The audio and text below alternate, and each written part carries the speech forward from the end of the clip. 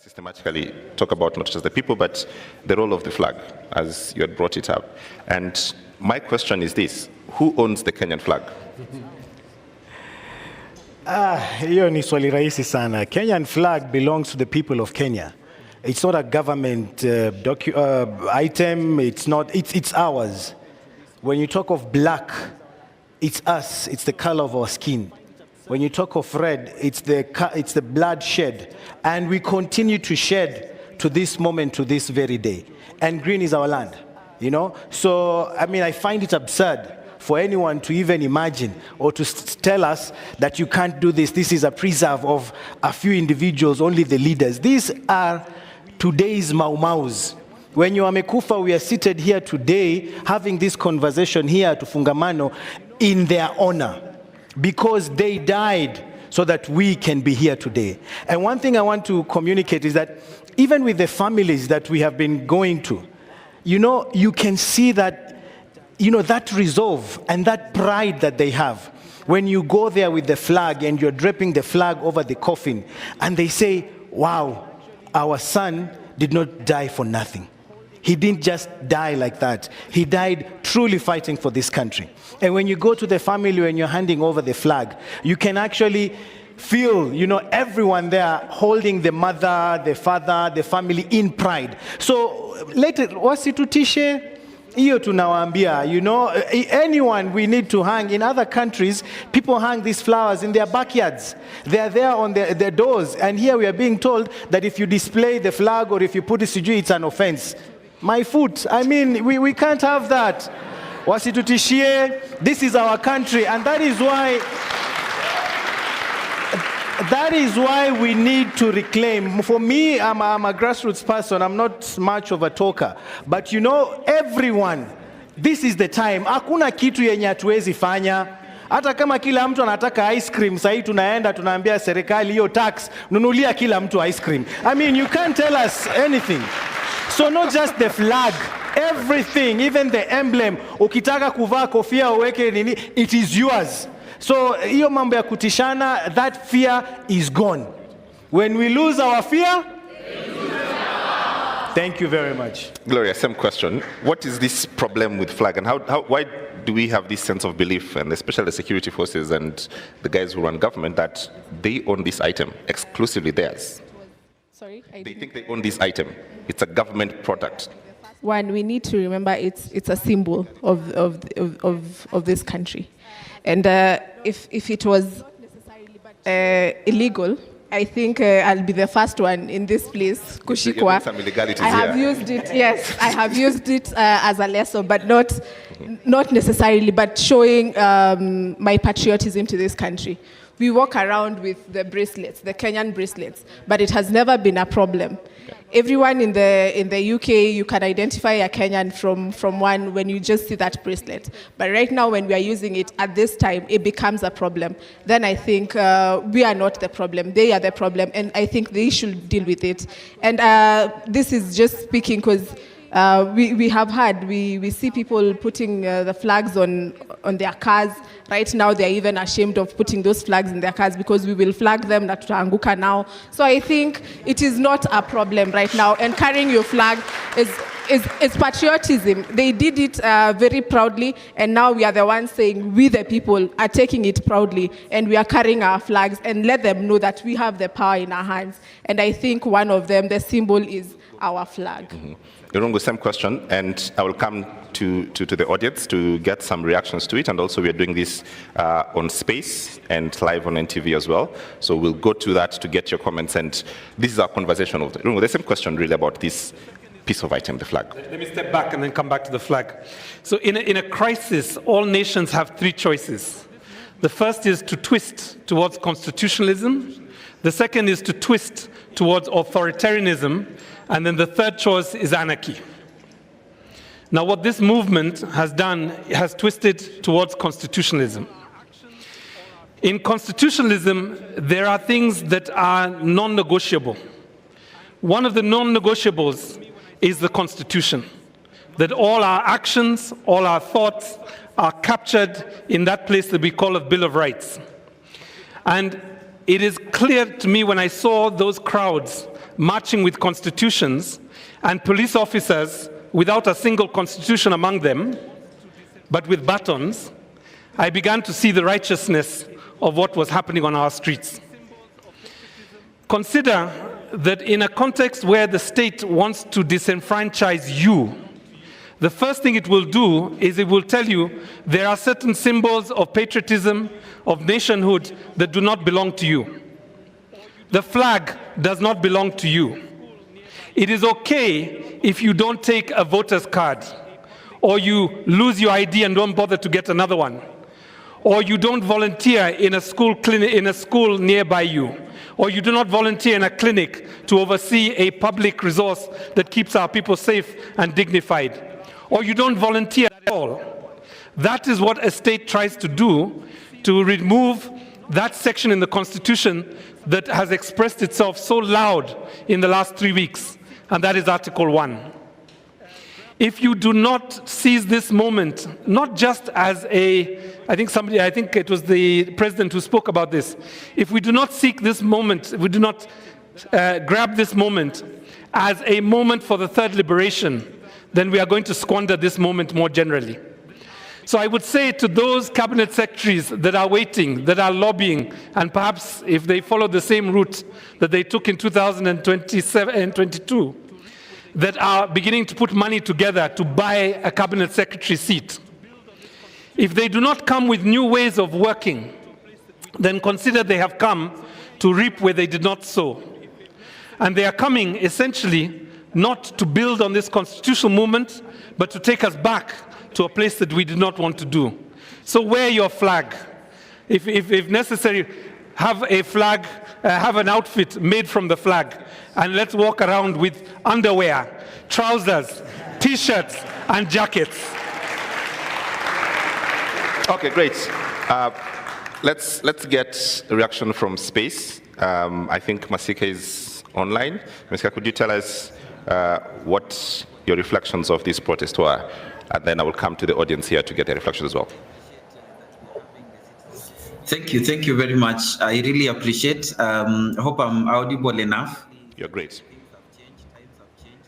Yeah, so I really appreciate that we are having the Citizen Assembly, and one of the key things that we note clearly is that things have changed, times have changed. We are no longer in the olden days. I was listening that bit on the police and the police upholding the law. And maybe one of the things that the LSK can be helping us to know, because I think the police are enforcing the law, but they don't know the law. Because when you ask a police officer why they are arresting you, some of them clearly do not know even the procedure of arresting, whether you're a criminal or a suspect or something like that. Do they have it in their curriculum? Because these guys go in the training camps to do martial arts, to do work on how to use batons to beat up people.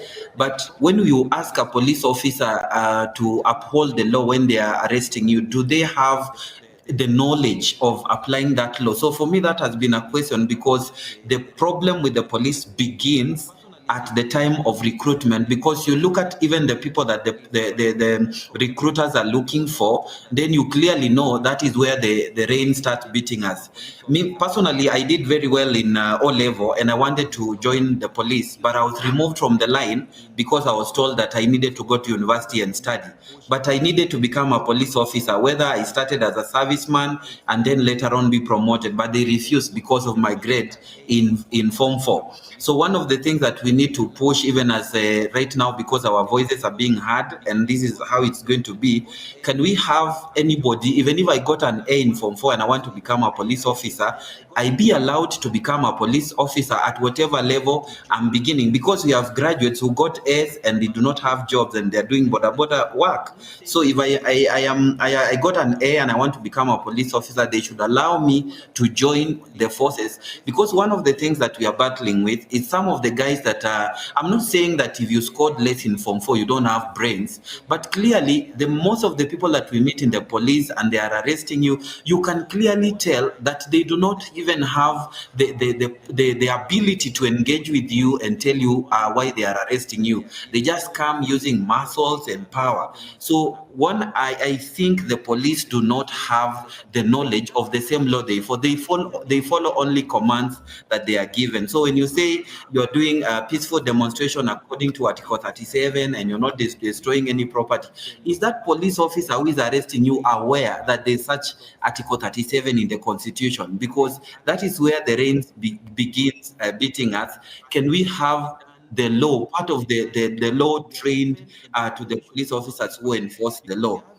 And then arrest, I want to think, arrest should be done in the open, and somebody should be notified, because we are having abductions and the police are picking people from the street and their homes. Can we have, if you arrest me, please allow me to notify my family members that you have arrested me and where are you taking me? So as I finish on that police thing, I think the failure of the police starts at the place where you're recruiting them, and it also continues because of the curriculum they use to train the police officers. And then when I come on the flag thing, the flag is a national symbol. The same way we sing national anthems. I have a national anthem on my phone as the ringtone. Why am I not being questioned? The Constitution, I think, is Article 9 just says national symbols. It says the coat of arms, the national anthem, the flag. It is patriotism for me to put on, like somebody saying, I can even do an underwear showing the national flag. It is the love of my country and the symbols that represent my country. So I think on the flag thing, it's an intrusion. We can use the flag in whichever way, as long as we are not disrespecting it. We're just using it to show the love that we have for the country. Thank you very much. I need to hand over the microphone to one person next, then I come back here. Sylvia Ngati. Sylvia, if you can take 1 minute and give us your reflection as well.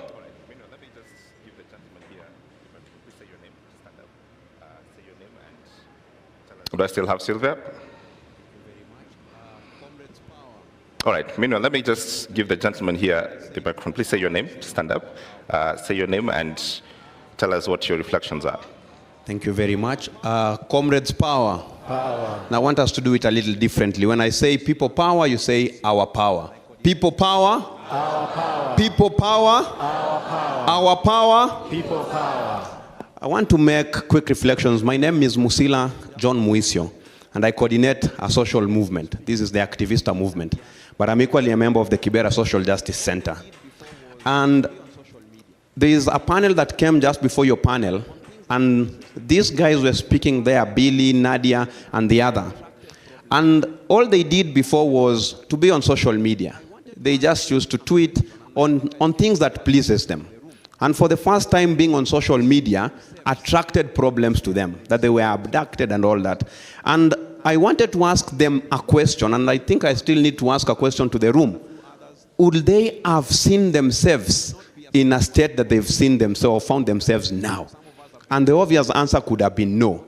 If it were me or Apiolal and a few others, being arrested today will not be a scare to us because we've been on the streets a number of times. Some of us have been arrested and all that. What has really happened with this movement, it has redefined what human rights defense is. This is not a career. Human rights defense is everyone's call to be an active citizen and demand service, demand accountability from its government. And so when I see young people today, every day spending every second on social media to just speak on issues of accountability from their government, I am so elated because it is no longer about a few who held the title human rights defense. But before I sit down, I want to make another just quick reflection. You've seen just the other day that the opposition joined the president to try and protect their interest. In 1975, before J.M. Kariuki was killed, he made a very simple statement that Kenya had become a country of 10 millionaires and 10 million beggars. Now today, the beggars have united against the millionaires of this country. And all they are saying, enough of you taking advantage of us. And it started very simply by rejecting the finance bill. So my last statement, smart as I sit down. The framers of the Constitution 2010, and I will read because I have posted it on my Twitter, said but a few things. That The greatest threat to liberty in Kenya is an all-powerful central government where only a few dictate the many. We've seen what the president has done in even curtailing the powers of our National Assembly, our legislature, which is a separate wing of government that should be holding this same executive to account.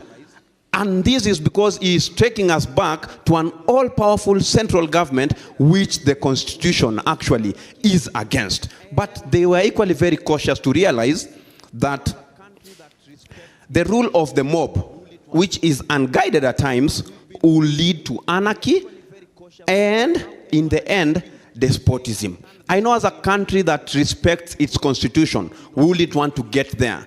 So as we've been pushing, we are equally very cautious not to allow anyone an excuse to say, I turned this country into a military state because the mob did not want to be guided. I turned this country into a dictatorship because the mob insisted into it. So we are pushing, demanding for good governance, demanding for accountability. We are not relenting because, as always, people power is greater than the people in power. Thank you very much. Thank you, thank you. Just give the microphone to the gentleman on a suit at the back. Thank you. Viva, comrades, viva. Viva. Amandla. Yes. Thank you so much. Comrade, I just have an observation in form of a question. That, of course, we are doing well with the national government. But there's a group of people who are really devolved and in touch with our people, or the proletariats in the villages, back in the counties. I was saying that, comrades, let's not forget the counties. That is the people who are also interacting with our people back there in the villages. So after this struggle come from the national, we go back to the county government so that we fight this nepotism and fight for transparency and accountability. I want specifically to appreciate Aki Africa. I was there, smart, I'm traumatized up to date. This guy is so quiet, I don't know what he's using, I'm shocked. They took me to a mortuary, I ran away with this gentleman during Rex and Evans postmortem. I don't know you are made of what. All those parents were crying on their chests. I was shocked to see them still walking. I was shocked on the hardest day of the strike. You know, on Thursday, few people came. They among the few who came, and Shakira and the rest, now to notify us and to get us very, very easy on Thursday. I remember those guys were going to an extent of tear gassing where people were being treated. You are just wondering, what kind of human being is this? This is a place where people are now being treated, please. And they're even going ahead to tear gas a petrol station. We are at the corner of the total there. It was quite unfortunate. Please, comrades, the question I wanted to ask with care and with utmost humility, how can we organize this struggle in a way that we don't lose the gains made and we don't lose the focus? Because if we end up in the morning, someone is saying we fight for this, fight for that, fight for this, fight for positions, then we are going to lose this focus, and these guys are going to run away with all the gains that we have done, what? We have made. So I was just pleading with those in the panel, if you can guide the conversation to a clear focus. Because now there are also political rivals who are taking advantage of this thing. Like someone is planning to vie for 2027. What is the next thing? 20 to Salami and Ani. You are getting? Not for the struggle, but for the narrow, self-seeking interest. That was my plea. Otherwise, Aki Africa, may God bless you. And I'm pleading, colleagues who are seated there, how can you debrief? I'm a teacher by profession. Some people who came for the struggle didn't even know the road. I was shocked, someone asking me, amefika Ngara and wapi barabara ya kwenda Kabete. You can tell you. When we are taking that roundabout to Nyayo, wale waliangusha fence, those who are falling down, wale waliona, they are still, I still feel the smell of blood mpaka saizi. So how can we debrief these people by counseling them? Because some people may also turn violent after this one. Because some wengine wako wamezoea that kind of exposure. I remember one girl alitoka tu nyuma tu akaanza kupiga kelele na nduru, watu wakimfuata. Watu wakimfuata tu nyuma tu. Ni kama ako possessed. So how can you also organize that? We have centers, we communicate, where these people can come and we get guidance and counseling. May God bless the struggle. Thank you. Can you take your brief as well and keep it a minute or less? Comrades power. Comrades power. Now, I want us to trace the bullet that was in David Chege's head. Back to the trigger, to the magazine, to the command, Adamson Bugay, to Japheth Kome, and we make it very clear where the accountability stops. My point is this. The person who is ultimately responsible for all the death, the destruction, is the president. Okay? Let's not make excuses. Let's not say the police, the police, the police. They are individually culpable. But ultimately, it's the president who takes responsibility. Ruto must go. Ruto must go. As I finish, I think the problem we have, and I'll put this to the panel, I think we have a country that is lacking ideology. And please, civil society, help us define the ideology for this revolution. Because we have inherited a system, colonial government and governments after, where governance is about brutality, repression, plunder, and pillage. So can we have an ideology moving forward so that when we fight, when we occupy spaces, we're occupying spaces knowing the Kenya that we are fighting for is defined by this certain set of values. Otherwise, without values, we'll get back, certain politicians will come back, and we'll have the same battle over and over again. Thank you. Ruto must go. All right. Can I get ladies in the room, please? So bring the microphone to the front. Yes. Good afternoon, everyone. It's good afternoon, I think. My name is Mirna. I'm a forensics specialist. I've had the privilege of working for government, working outside of government, and now I work as a consultant, and I'm sure Hussein is laughing because he knows there's a place we met. I have a question, slightly, the two issues. He brought up a forensic issue, but my question, I think it's just an issue of reflection. Since the start of the protests, I've been wondering, and when I go into every office, I see the picture of the president. I don't mean any disrespect, but is that also a symbol of, that is compulsory? You understand? Like, I wonder why I don't see the picture, a framed, beautiful picture of the Constitution of Kenya, of the preamble signed by the Kibaki. I mean, that is what we give the president to uphold. That is his custodianship in terms of mandate when you are a president. So I think we have to do away with the frills, with that kind of, self-aggrandizement, idolatry somewhat, because it's also, it's behavior modification. You keep seeing this image, and instead of seeing the Constitution, instead of seeing the rules by which we want to govern ourselves as a society, we see a person. And so none of us can get away with seeing this person, either at national government level, offices, public offices, private sector offices, county governments. I think it's time for us to put the symbols of power by the people where they should be, and the symbols that need to be transitioned out, as my dear comrade has said, is then moved towards what's the ideology of this revolution. I would say we need accountable governance. We don't just need governance, we have governance. We try to use elections to eliminate people.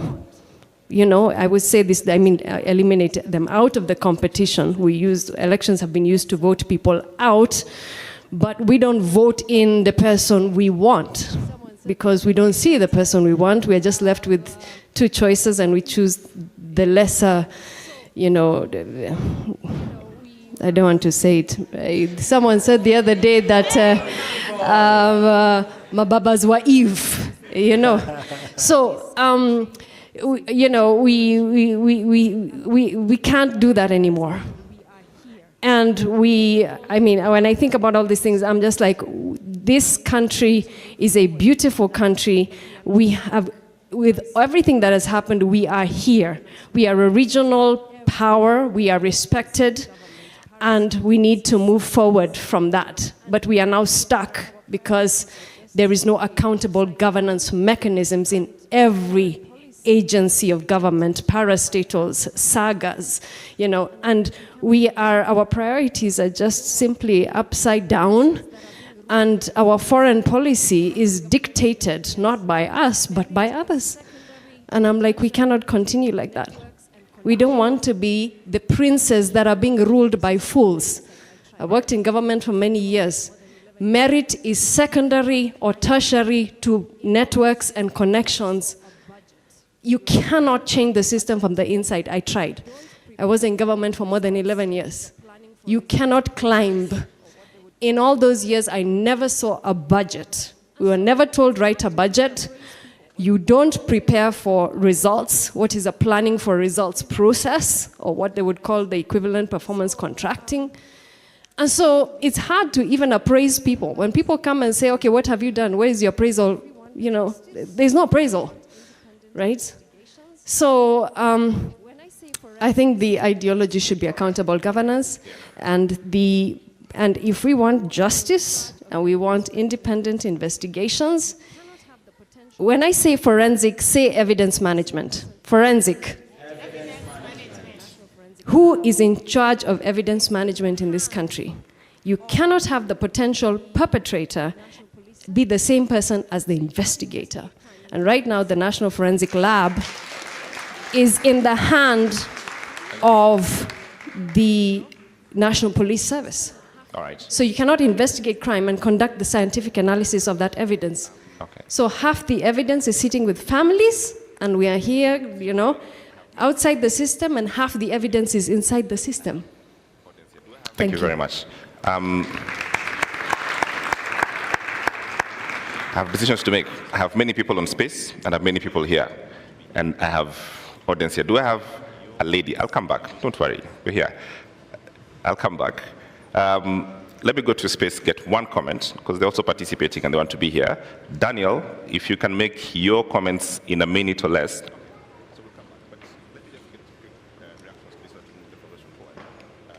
Do we have Daniel? Okay, so we'll come back. But let me just get quick reactions to this so to move the conversation forward. Start with you, Irungu. I'm told Daniel is here. Daniel, can you hear us? Please make your comment. Yes. Thank you so much. So I want to go one step back and look at the Constitution. So when we inaugurated the Constitution, what we did was that we changed who has power. We clarified that, we the people, right? And what's happening now and what you're seeing in this movement, we want to now define and clarify what power does, because now it's clear who has the power, we the people. And going forward, this movement continues to clarify, what power does. Now, what we need to do going forward, I think, this is my opinion, is that we need to make being in public or being in public office so undesirable for somebody who doesn't like to be made accountable. So undesirable such that the only people who get attracted to those offices are people who are open and are willing to account. And that's the biggest problem that we have with corruption. And that's the biggest problem that we have with the police and so on and so forth. Now, one question before I go, and this is a question to the panel. I'd like to understand, we are the children of Kibaki. We came, this generation millennials and Generation Z.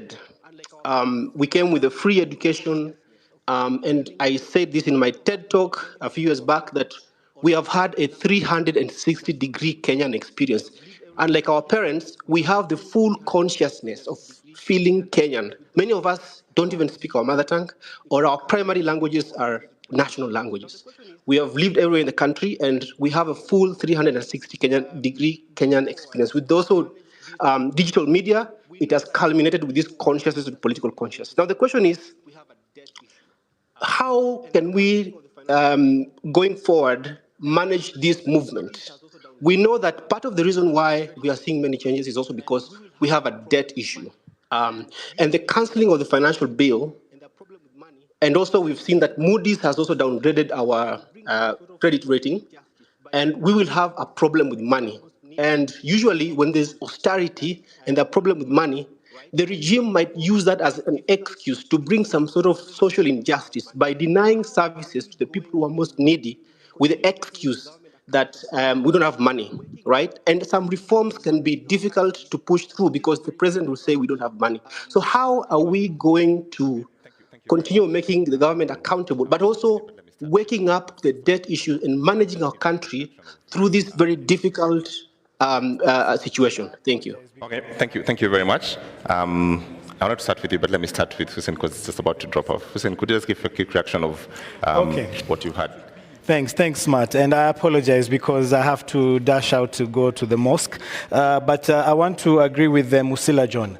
I think all of us have to be and to make a resolve to become human rights defenders. I think for many years, we've been out there for many years. You're actually protesting on an issue that affects every citizen. And you actually see people in the pavement just watching what you're doing. That has been the culture, that has been the tradition in Kenya for years. But right now, and we have to give credit where it's due, Gen Zs, it doesn't matter what your background is. Awendu ambiwe, mtetezi tutete. They're saying they are the watetezi. Kila mtu, and we have to give credit to the Gen Zs because they've stood up. And they've said, we will take back our country. You know, some of us, we've been arrested, we've been beaten, we've been blacklisted, you know, but then people would just come back and tell you, great, you're doing good work, and continue. And like, isn't this your country?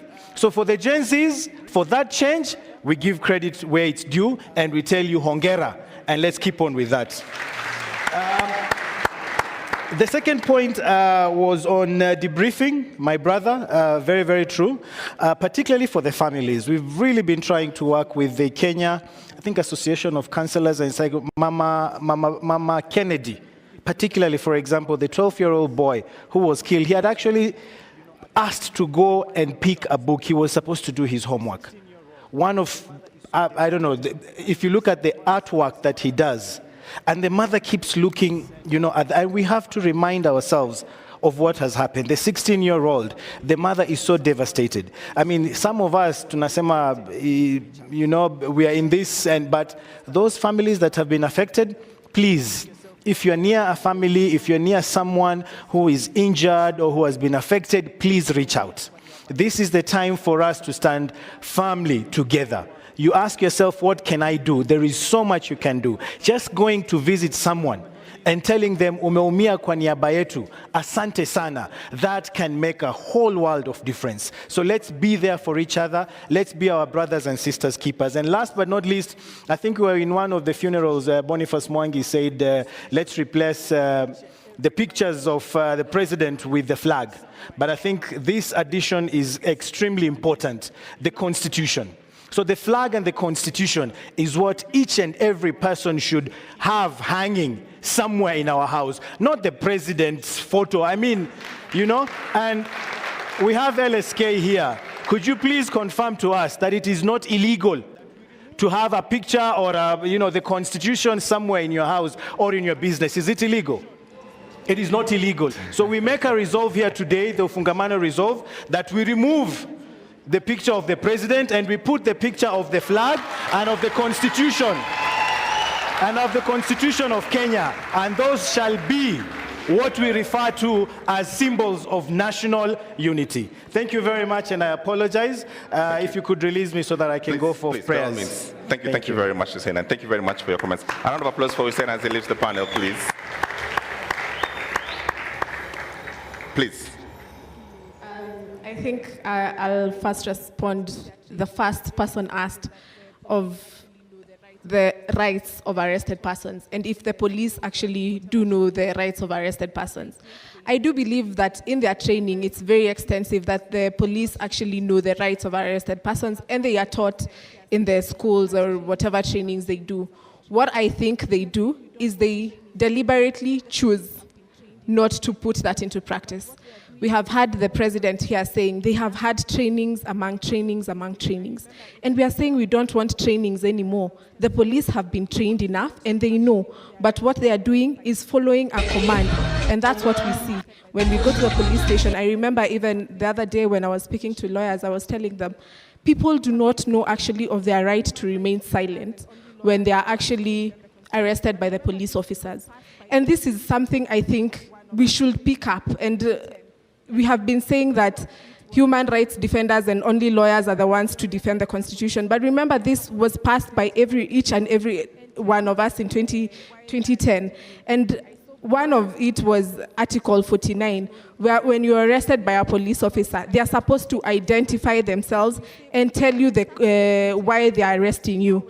I saw Bonnie laughing here because it is not known in Kenya. So I think it's about time that we take a stand, that we say when you arrest us, you tell us. We have seen now when we said reject finance bill, imeangushwa. Or we have said we need to see a change in leadership in Myangushwa. So I think it's about time that we also bring awareness and let the police know that we are watching. When you arrest us, you're not telling us why you're arresting us. And let us gather and all of us, let's go and defend this person and say they were not given their right to be told of the offense they were charged, they have been arrested with, and they are not being given, we have had here Crazy Nairobian saying, he refused to give his passwords. Naka walimsalimia vizuri sana.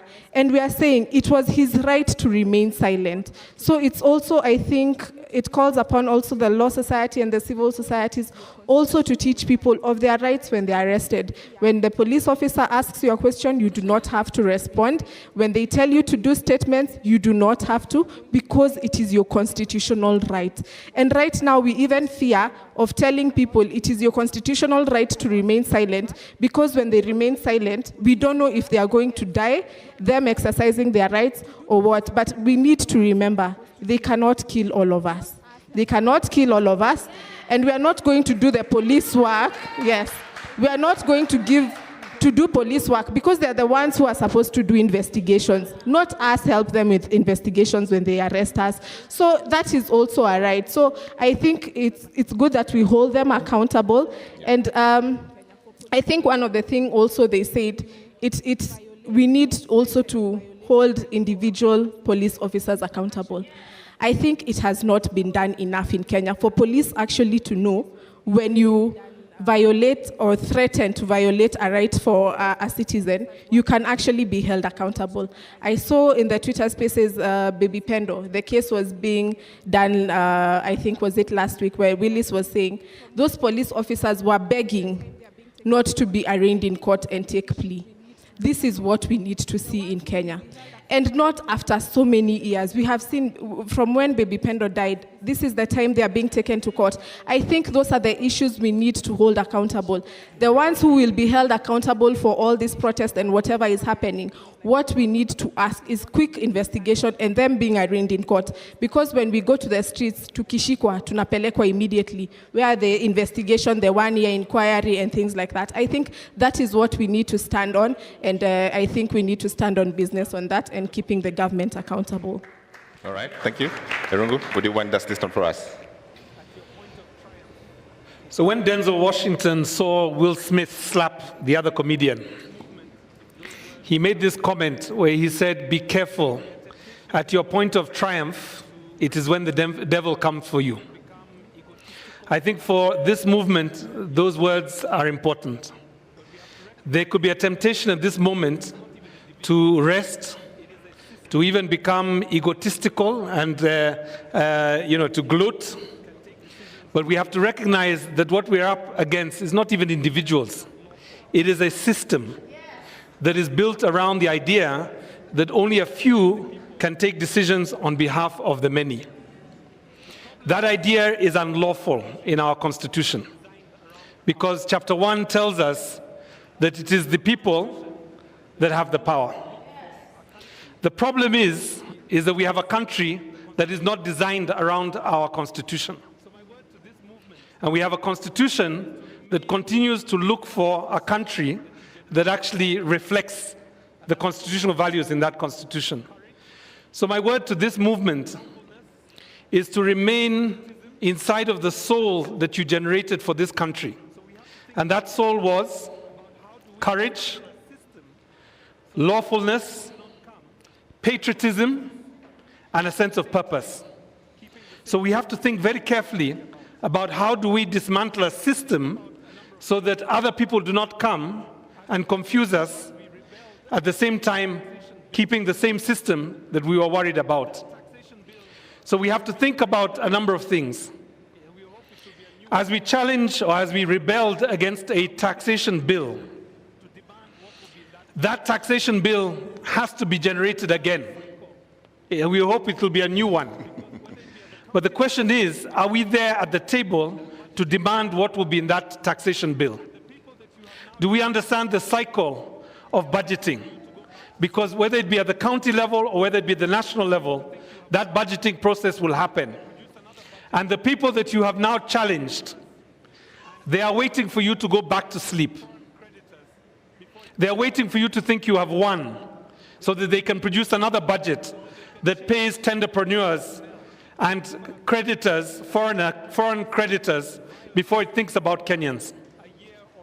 They're waiting for you to sleep so that they can change the police personnel, transfer a few people, and have the same violence come back a year or a few months from now. So I think what we have to do is be diligent and think about what are the propositions, what are the ideas that we are organizing around, and make those ideas so strong and so powerful that it's not just one generation who will fight for them, but our father's generation, our mother's generation will also fight for them. And just for that message, just for that point, a few days ago I got a text from a former freedom fighter, and he reminded me that that was the reason that they went to the forests, to have a generation rise up and take back their country when they felt that they had lost their country. More power. More power. More power. The Gen Zs are not orphans.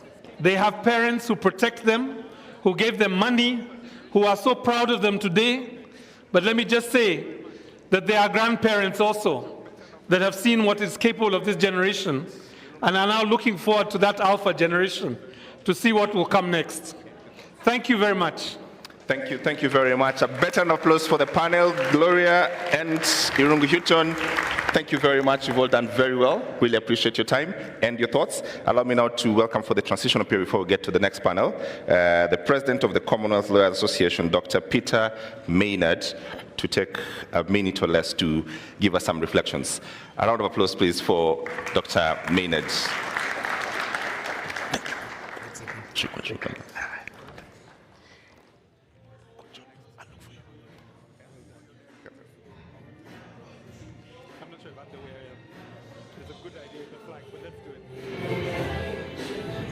You're next. Goyodera. Yeah? Goyodera. Okay. Reverend Goyodera. D'accord.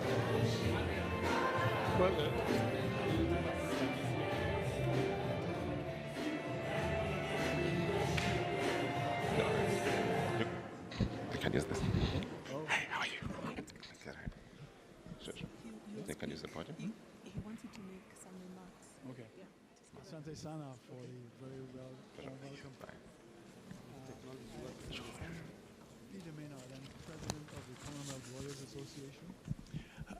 Asante sana for the very warm welcome.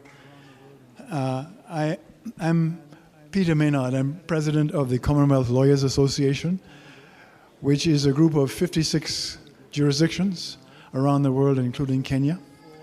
And I had intended to visit Kenya some time ago, and so I thought it would be appropriate to come now, also before the meeting of the Law Society of Kenya elections. no to police brutality, no to extrajudicial killings and abductions. Those are some of the fundamental principles of the Commonwealth Lawyers Association. Our objectives are simply to uphold human rights, the rule of law, access to justice, and the independence of judges and lawyers. And so I make just 2 points, that we have observed the situation with great concern, and in solidarity with the Law Society of Kenya, we have also issued a statement, a statement condemning the arrest, abduction, and killing of civilians. I wish to say that we are supportive of the Constitution and the rule of law. I encourage you all to continue to recognize the importance. You see, Kenya, from an outsider's perspective, Kenya has one of the most progressive constitutions in the world. But constitutions are just words. It's important for individuals, institutions, both government as well as protesters, to continue to recognize and implement the Constitution. My perspective is a little different in Kenya. I am inspired by my late grandmother, who was born on a slave plantation. She was raised by her grandmother because her father had been killed by the colonial authorities, and also her mother had gone away to look for work. And so I have been raised in a den of human rights activists. We have recognized the importance for economic transformation and also political transformation. And so as a teenager, I came to Kenya for the first time, because Kenya has been an inspiration to the Global South and continues to be an inspiration to the Global South. And I encourage you to continue that, because economic transformation will come through you. And so we also are concerned with making the CLA, my organization, fit for purpose, and particularly fit for the purpose of transforming the Global South, fit for economic transformation, fit for political transformation. And so I commend the human rights activists among you. I commend the Law Society of Kenya and the judges. You've had the CJ Emeritus, is a very admirable figure. The President incumbent is also very admirable. And so, in this challenging time, I encourage everyone to remember constitutionalism, to continue to give meaning to a very effective and powerful Constitution of Kenya, to continue to give effect to the rule of law. After all, we are after economic transformation, political transformation, in a setting of constructive dialogue, constructive engagement. Rule of law and governance are so very important. Understanding human rights and also human rights obligations. They're both sides, rights and obligations are so important. So with that, let me say thank you for having me here. I'm learning more and more from this very constructive session. And the Commonwealth Law Association continues to be in solidarity with the judges, with the lawyers, with human rights activists. Thank you so much. Thank you very much, Dr. Maynard. Really appreciate it. Okay, all right. Let me welcome Cricket Rights to come give us the first interlude for the entertainment, then we go to the next panel. Cricket Rights, where you at?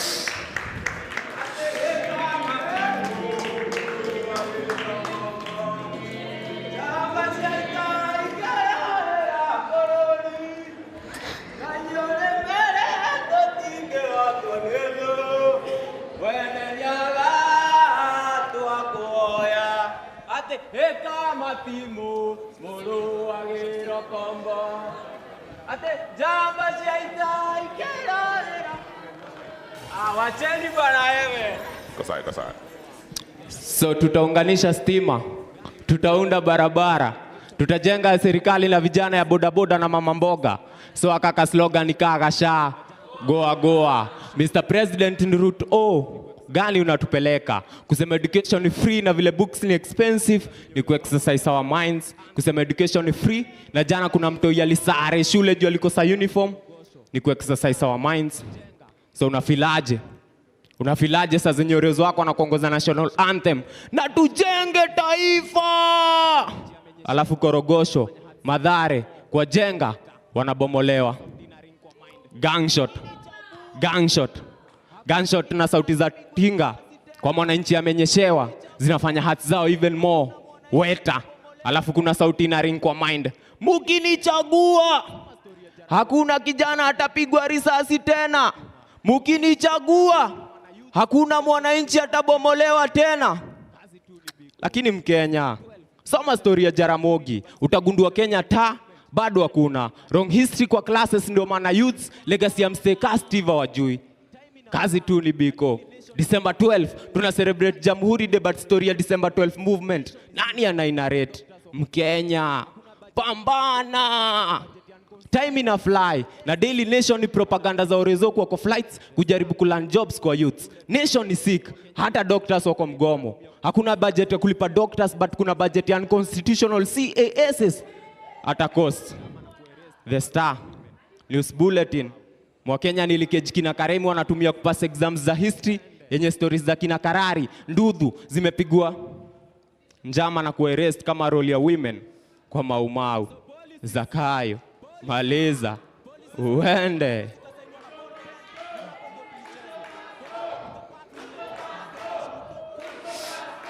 So policies walitype alafu zikasainwa na ball pen, na hapo ndio tulichezwa. Koti wakapiga perfume na expectaji wataheshimu court order. 21st century bado gava inatumia unga ku bribe nation kuvote. Mkulima wa kahawa na go loss after sales juu kutoa chai. So nani hao ni Kenya bado hakuna. Nani hata articulate article 1 ya constitution vifiti? All sovereign power.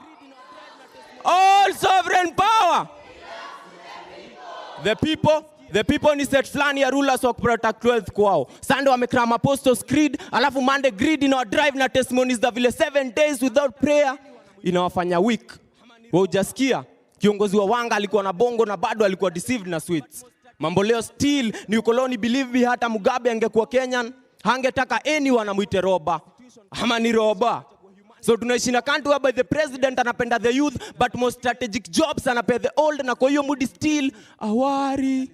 Country yenye ina constitution kama ni leadership nachagua humanity kwa leader wangu. Juu kama leadership ni school degrees na certificates, basi hadi zile karatasi za Waititu zilikuwa true. Ni Fedi na Dali misinterpret. So pieces mob za peace wasanii wanaandika lakini bado hana amani.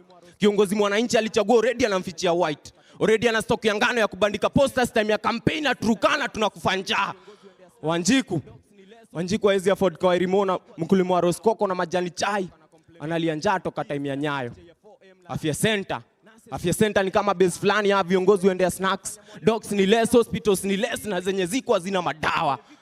Doka na complain of protective gears ndio anatekechea ya 4M la last time. Nurses wali strike ni jana. Si wages zinafanya mwalimu kuata kidato. Si wages zina donatives ku evicted Kariobangi, Mokuru na Ruai. Unanyomoke Ruai ginya hakiri. So equality iko wapi time kuna mwenye nchi kare na kona aneka ya parking na neka smoking zone na parking large kuliko chuo fulani iko Korogosho, Dandora na Mathare. Equality iko wapi time kuna mwenye nchi kare akona aneka ya parking na neka smoking zone na parking large kuliko chuo fulani iko Korogosho, Mathare na Dandora. So tunataka police service ya police force. Utumishi kwa wote, si utumishi kwa kara wengine. Jukara wengine ni same na photographers kila time they've got a clear shot. Makara wengine ni kama kwa class walitoa sura viatu vile wamekuwa sharp shooters. Tulienda recruitment za makarao alafu tukaambiwa tuko na shida ya macho. Alafu after kutembea station tukapata afande amevaa miwani.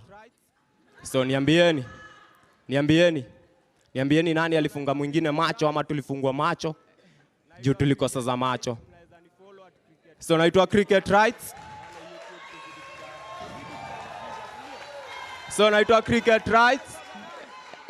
Naitwa Cricket Rights. Mnaweza ni follow at Cricket Rights kila platform pale YouTube. Tuzidi kusababisha, si ndio? Organize.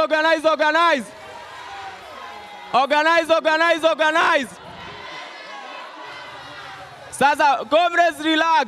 Hawa wasanii nataka kuleta hapa next. Nimesikia ni wasanii wa smart kukuliko baba, so relax kidogo. Nimesikia ni wasanii wanaitwa wa Douglas wanakuja kuwa anguka nayo.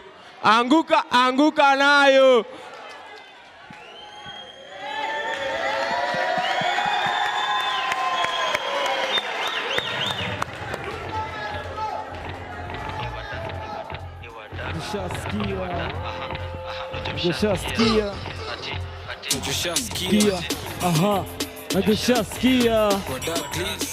Cheki.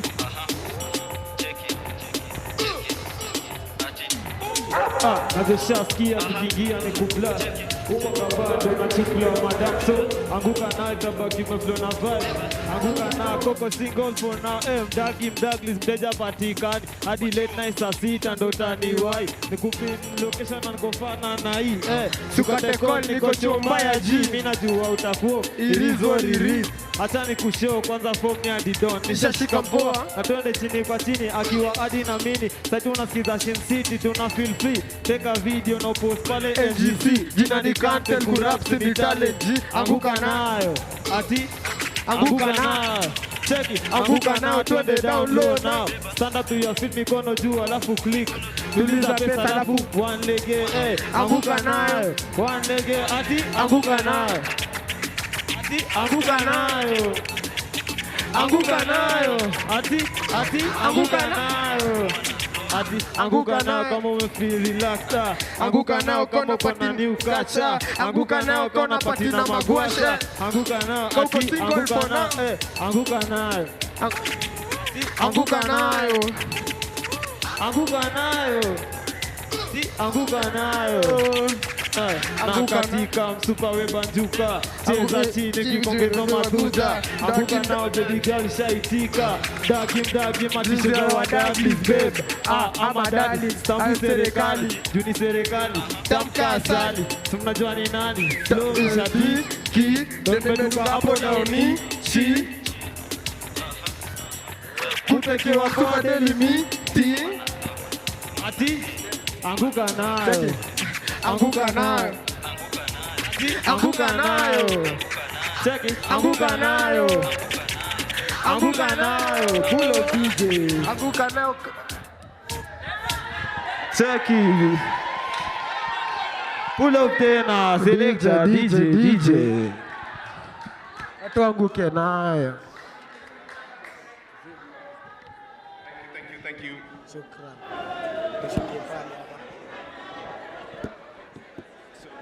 All right.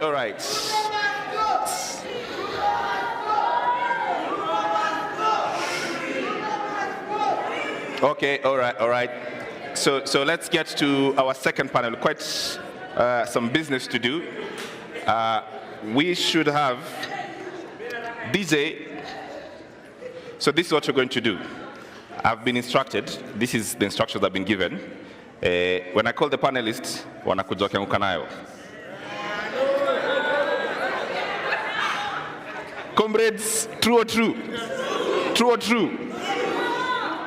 Our first panelists for the afternoon. DJ with it. Ladies and gentlemen, Nayo. Help me welcome to the stage Nadia Mukami.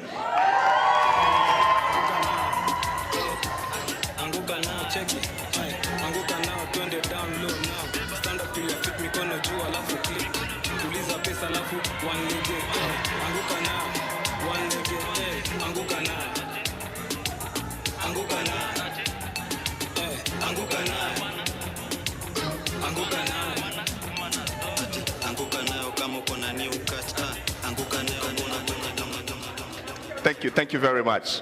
Our second panelist, kuanguka nayo, Maria Mbeneka. Nayo nayo.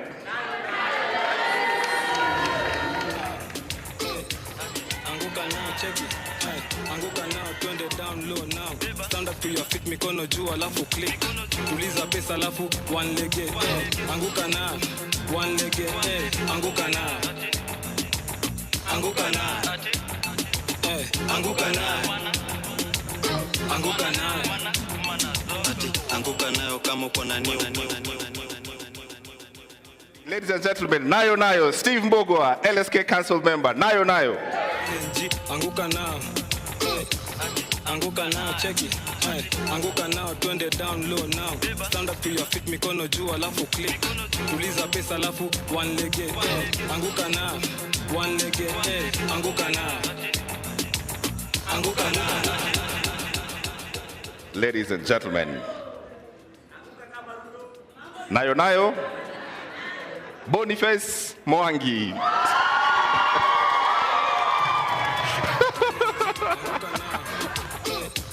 Anguka now, check it.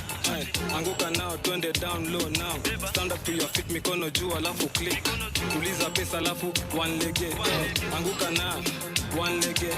Anguka now. Anguka now. Anguka now, check it.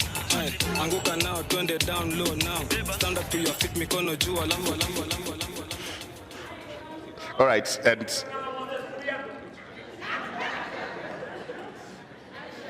okay, so we'll get to the more panelists as we go. We have one more seat to add to the Reverend, who's going to join us in the second half. But all right, let's start the discussions. Here's what we need to do, friends. This moment has demanded something, right? It's demanded that we find a reflection and a point of view on how we understand what needs to happen next. Let me start with you, Maria Mbeneka, of how should we have a reflection on what should happen next? What are those actual steps? Given what you've seen, how do we move it forward? Thank you, James.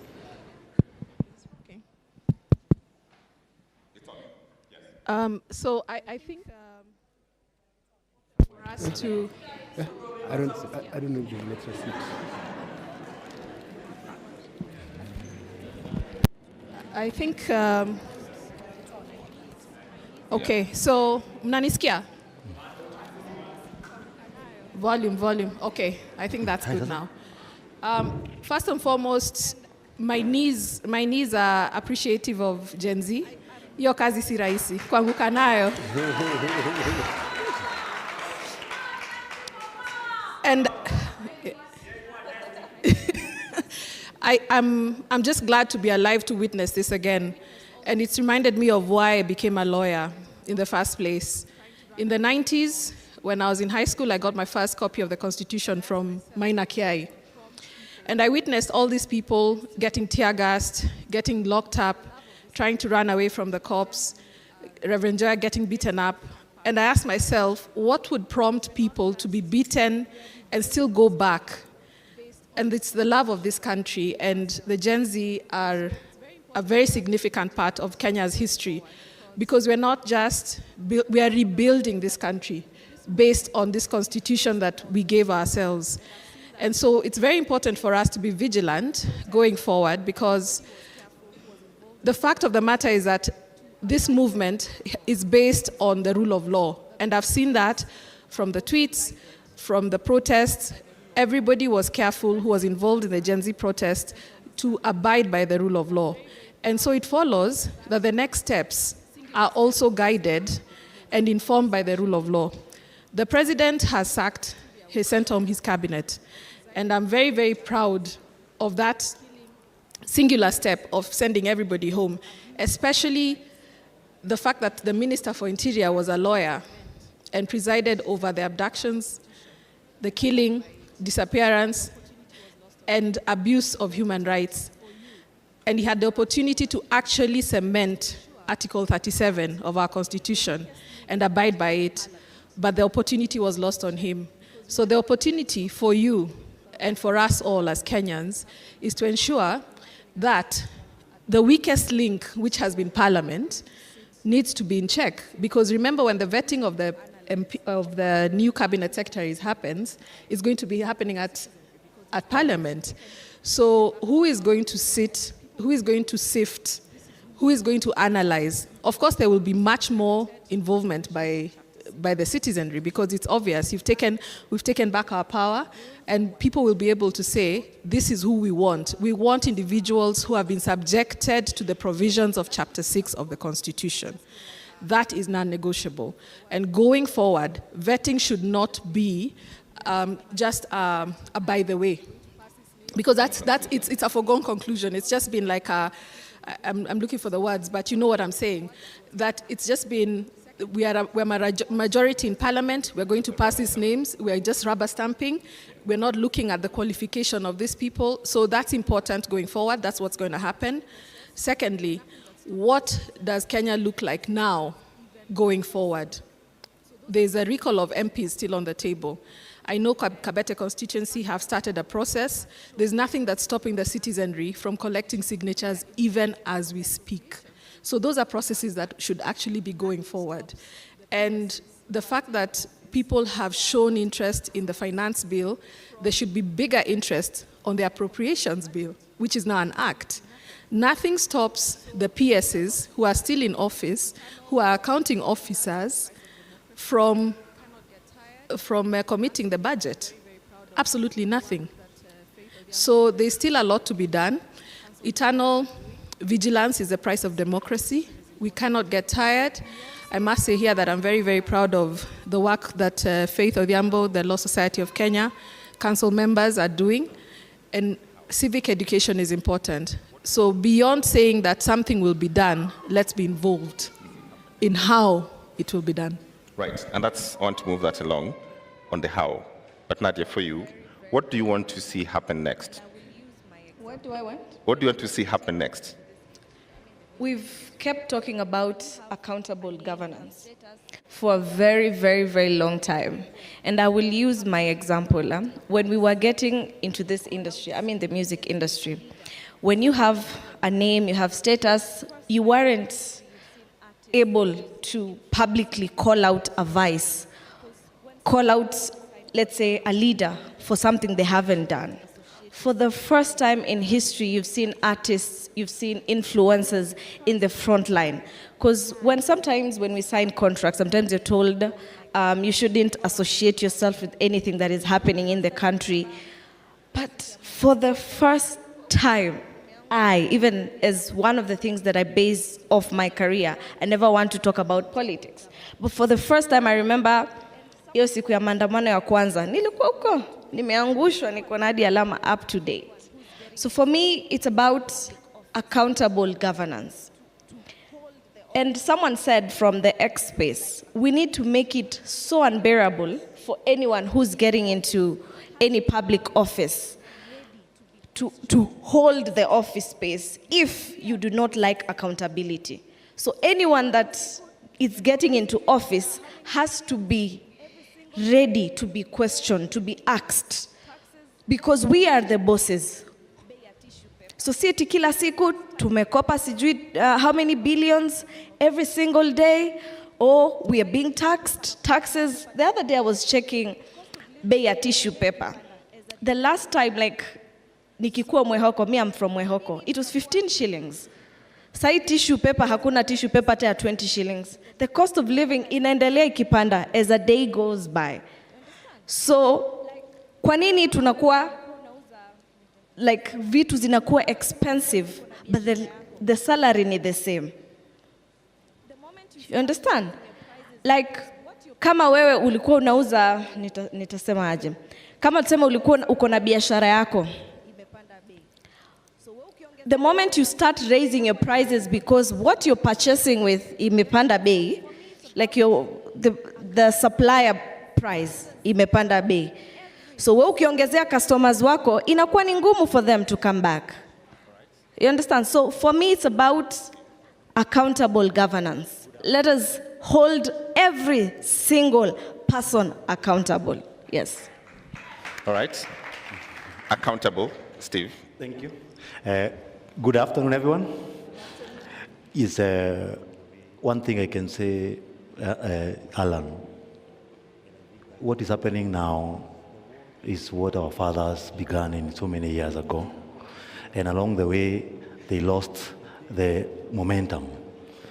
And I think that is how we found ourselves, because the war to bring in a new constitution is a struggle that has been there for a long time.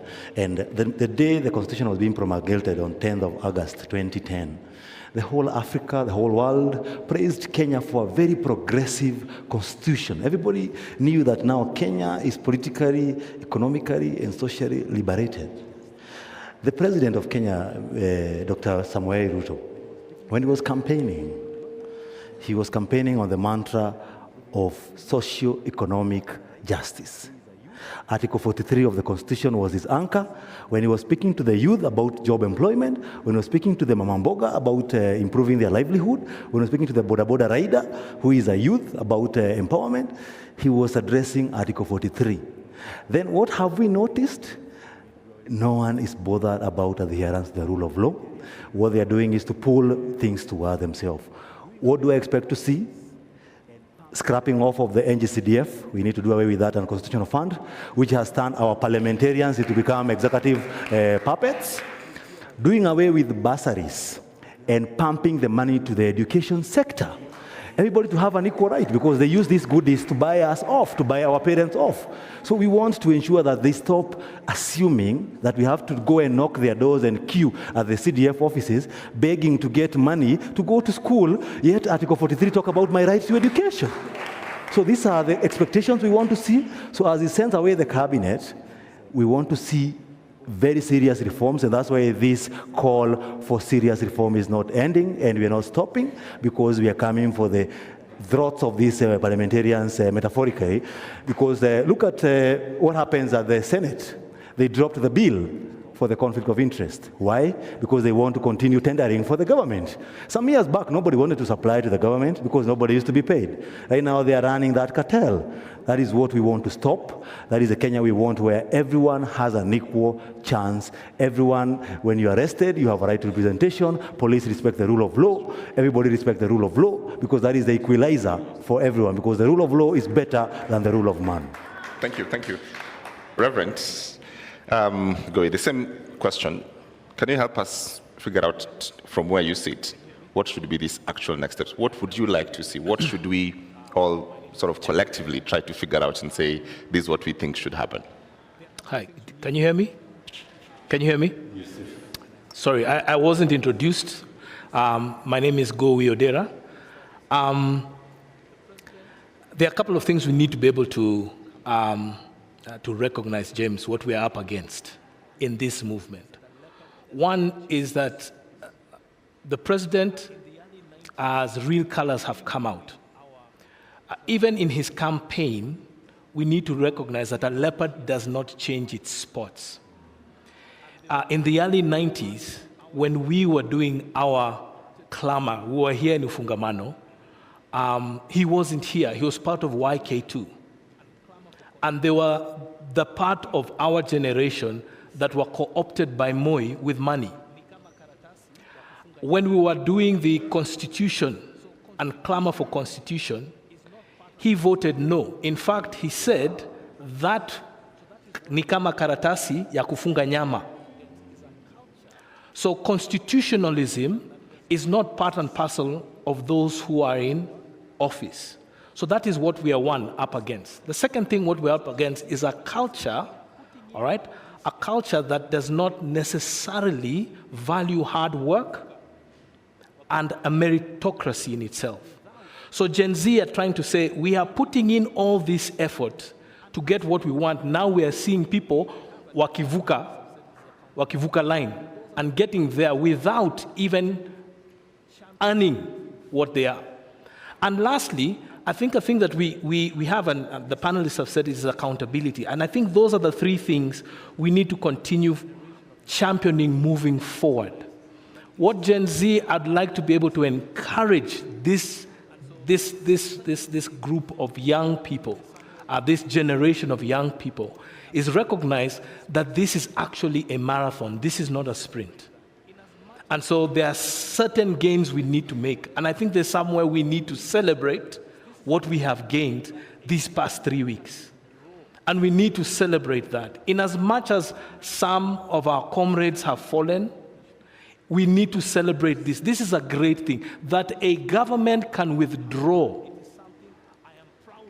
a finance bill is a big accomplishment that I'd like to celebrate what these young people have done. It is something I am proud of you.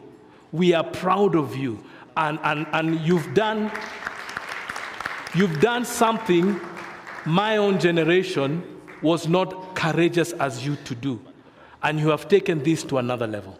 So just to your point, as I come back this way, there's two problems here that we have to contend with. There is the question of dialogue that keeps being bandied about. I want you to speak about this question of dialogue. And then at the tail end of this process, it's a political process. So there has to be a reasoning on how the public engages politically, because those changes have to happen in a political construct where the politicians have the experience more than anyone else. So the issue of dialogue is who is dialoguing? So the referee cannot be the player. James, the referee can't be the player. And so you don't have the credibility. Now, the institution that I am part of, the church, has lost its credibility too. When we were supposed to be doing what we are supposed to be doing, we were sitting in State House. So we've lost the credibility too. So there needs to be another umpire, another person doing this. We can learn from others. We're not the first ones to do this. So there are other actors that can come and do it. And secondly, James, it can't be a political process alone.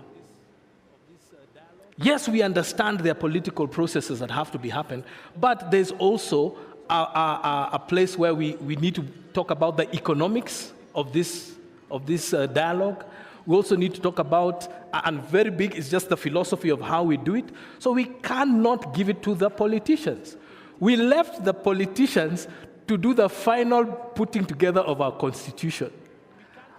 And look what they gave us. So we can't trust the politicians. We can't.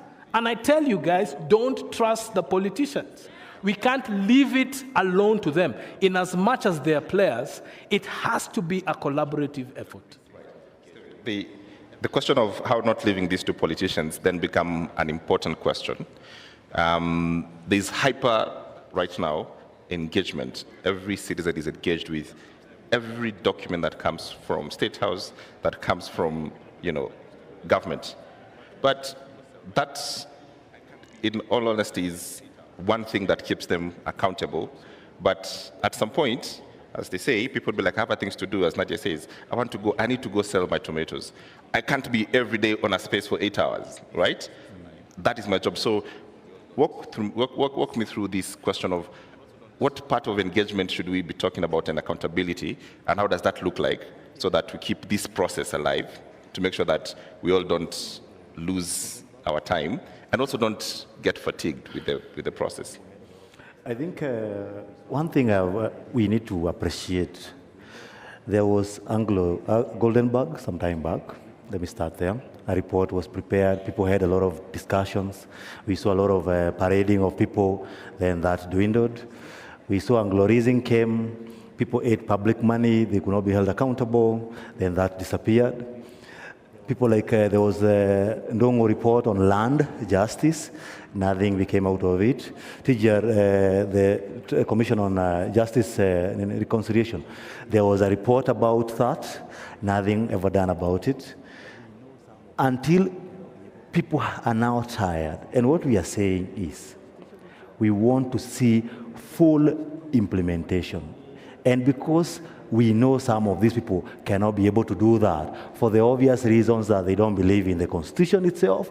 And it's very unfortunate, even the church took a position of fighting the Constitution, a very dangerous route in 2010. We need to, those who cannot do their job, they step aside and they allow those who can do the job to take over and steer this country in full implementation of our Constitution. Because some of these things, they don't need to remind the president that every child need education. When the government was being formed in 1963, there were three things: poverty, diseases, and ignorance. Our education system still affordable, and the people are able to go to school? No. Do our hospitals still providing medicines? You find 8 counties are lacking medicine for BCG, for tuberculosis vaccination to children. We are exposing them, and someone has money where he can walk into a fundraiser and give the same money to the church. I always wonder what this project in the church that never end, and we attend the same churches. And so you go to that issue, the issue of poverty, ignorance, and the other one is,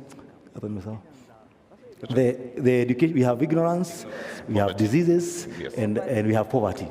How many Kenyans are living below $1 a day income? Most Kenyans are, that's why they are online. That's why you find them on login the whole day, because what else will I be doing? Moving around myself. Before I got an internship as an advocate, I remember I dropped 36 CVs in the city of Nairobi. And all the advocates will tell you, we'll pick you, but we can't be able to sustain you. Advocates are struggling. Doctors, we saw them, they are struggling.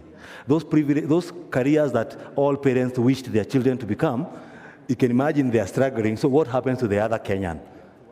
It shows you that we need to get serious. We have talked about progressive realization of the socioeconomic rights.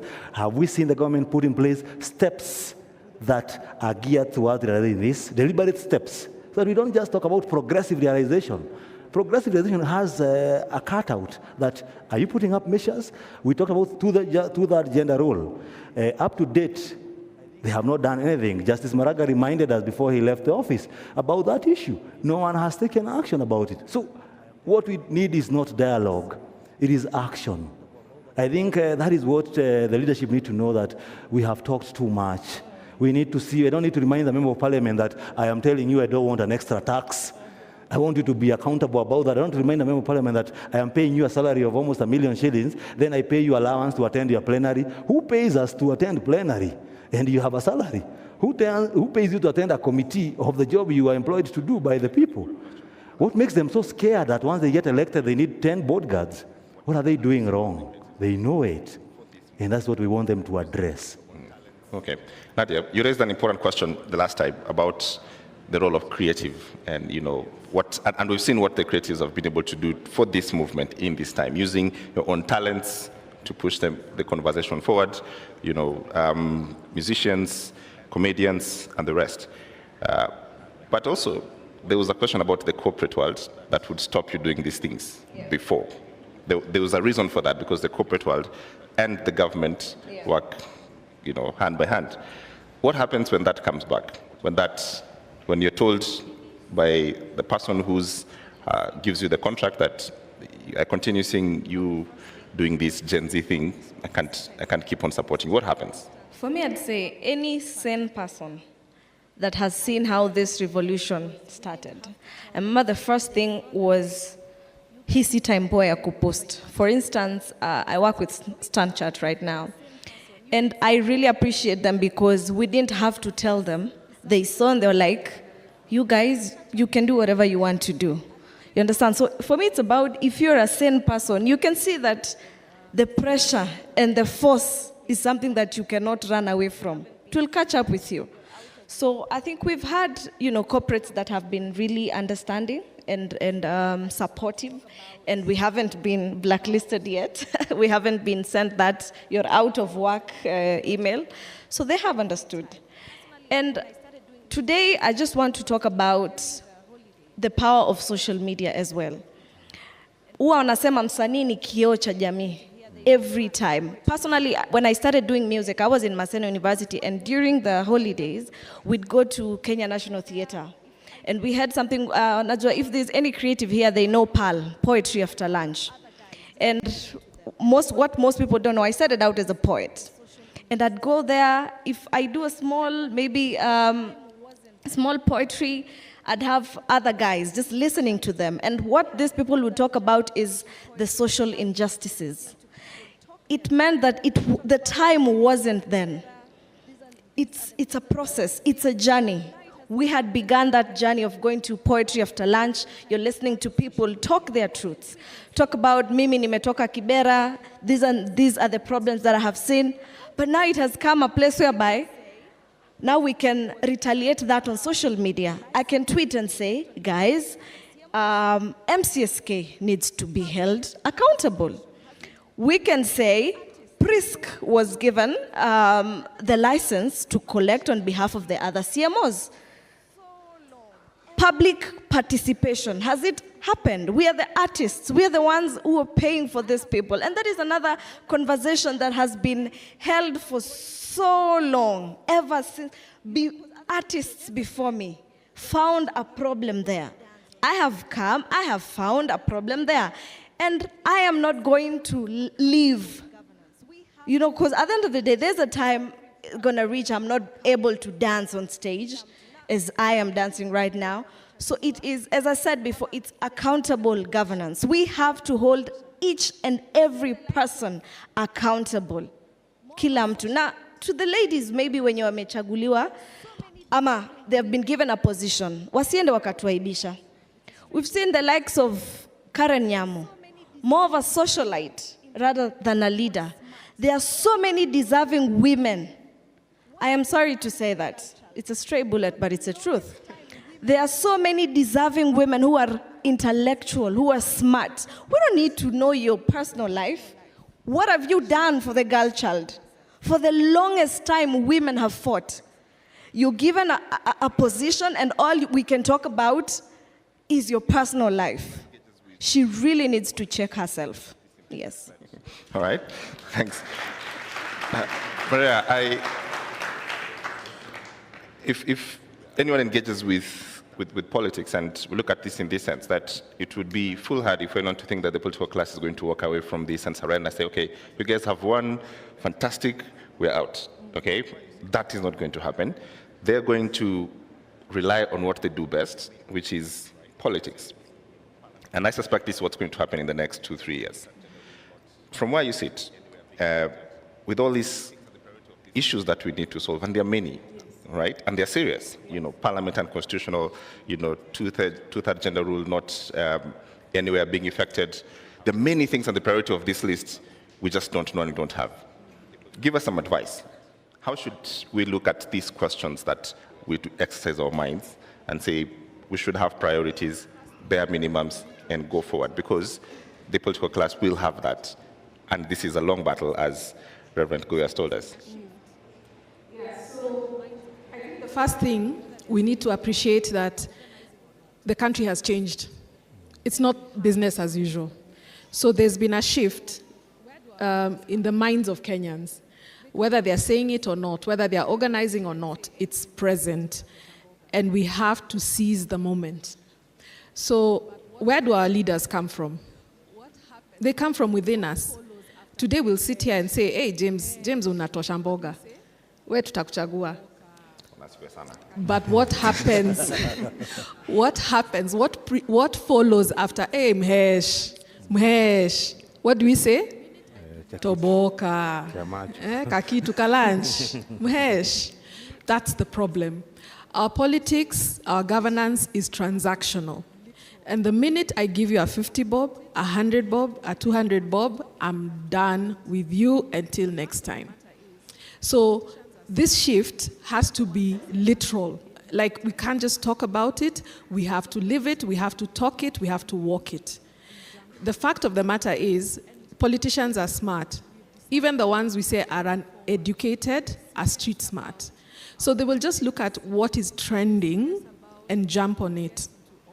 And if we've decided that going forward, we're serious about our governance, we're serious about who gets into office, how the hell does somebody get elected while they're in jail? How do you get elected after shooting somebody dead?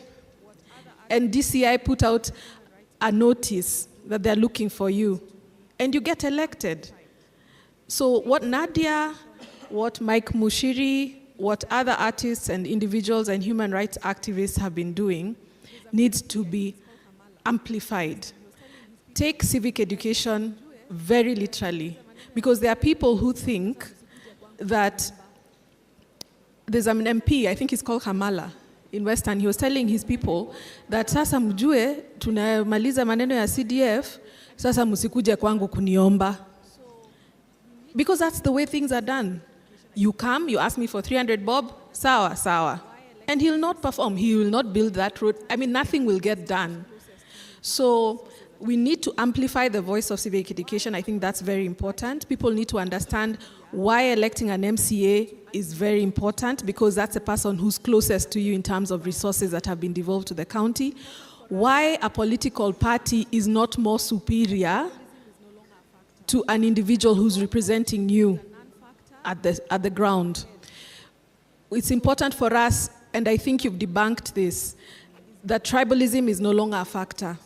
And as long as it remains a non-factor, we are ahead. So mtu wetu, that politics is gone. So if we keep at it, and if we keep agitating for the very things that we're actually talking about, governance, accountability, transparency, right from the elective positions. And I think this is an opportunity for young people. You can get elected without being on a party. Yeah, but remember, if our institutions, and this is a very critical point for me, James, if our institutions are not safeguarded, today our institutions are failing us because they are at the mercy of the executive. Why? Because the executive pays. They're the ones who provide a budget. So everybody who's in a position of leadership, a position of governance, a position of representation is swallowed by the system. And we talked about the system. When you get there, you're given, the first thing you're given as a chairman is an allowance, sitting allowance. The next thing, mkubwa unataka gari gani? And that thing gets to your head and you forget why you got there in the first place. So let's fight for our institutions. Let's get our institutions back. Let's make sure anybody who's nominated to serve on those institutions is a credible person, and they can always pass the suitability test that is Chapter 6. Remember, in Kenya, we don't have an absence of laws. Steve Wanjiru talked about the conflict of interest bill that is currently in Senate. That bill, it's not that we don't have laws that could have jailed people for conflict of interest. Right. What we've had is deliberate missteps in the application of the law. So the unification of these laws is important. And that's why when you said that, what will we do going forward? Because people will get tired and they'll go back to doing what they need to do. Let us just hold people to account. Start by recalling. And I like that process that people are actually taking now. And let's keep whoever is in office accountable. Let's keep them on their toes. Let's get involved in the budget-making process. Do we know when the cycle starts? Because it's about to start again in September. Right. So that eternal vigilance. It's a lot to ask for the citizenry, but I think it's a price we are ready to pay, and it's been obvious from the reasons. I want to get one comment from Sylvia, who's been waiting for like an hour. Sylvia, if you can have your minute now, what is the thing that you want us to do next? Yes, good afternoon. Do you have Sylvia? I'm speaking as a layperson. Yes, good afternoon. Go ahead. I'm speaking as a layperson that according to how things are right now, we understand that a government is formed by three arms. I think we have three arms of the government. But as things are now, it's like the parliament and the executive have merged. So we do not have oversight. The legislature, people like the MPs are supposed to represent the people who voted them to go there and do the legislation. But even if they do the legislation, is it favoring a common citizen? Everything they are doing is about them. So I was asking, I'm speaking as a layperson, so just pardon me, and if at all I'm wrong, just try to enlighten me more.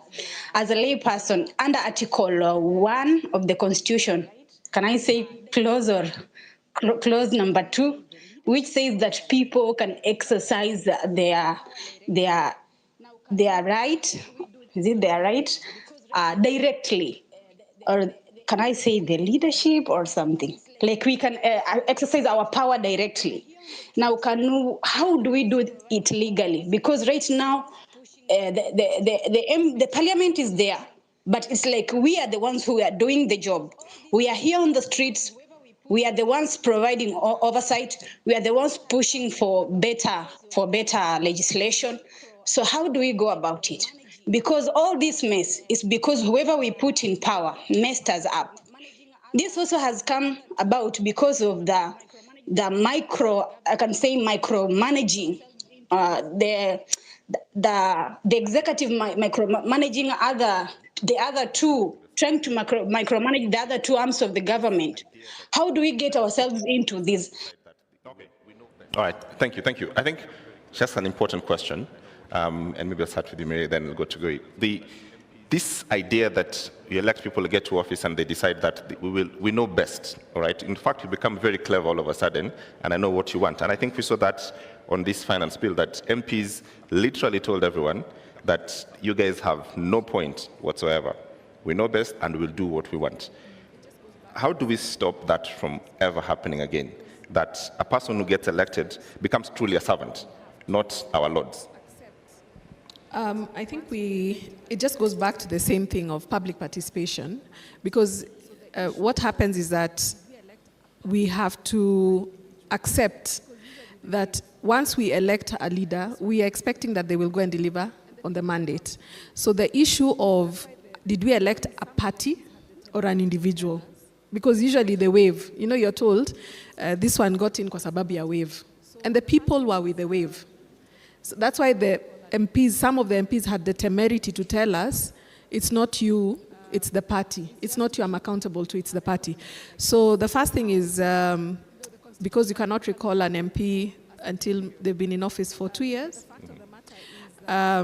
is just to keep a record of it, I guess. Because now, constitutionally, you cannot recall before a certain period.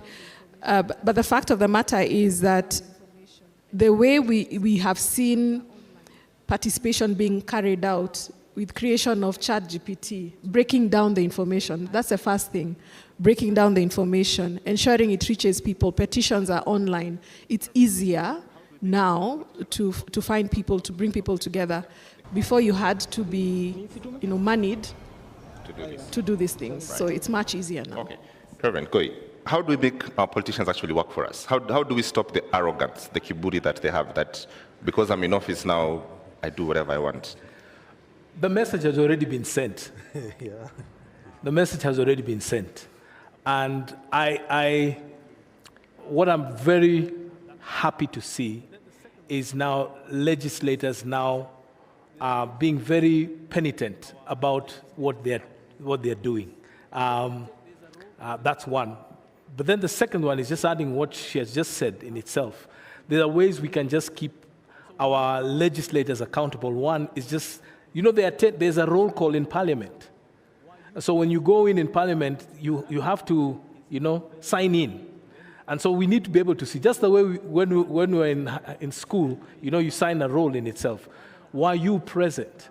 And that information is available to any person in the public. We know one legislator now who has barely been in Parliament for 1.5 years or so, that it's now out in the public space.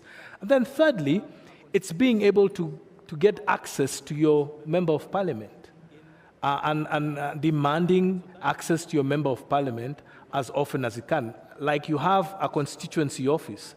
How often is this member of Parliament in their office?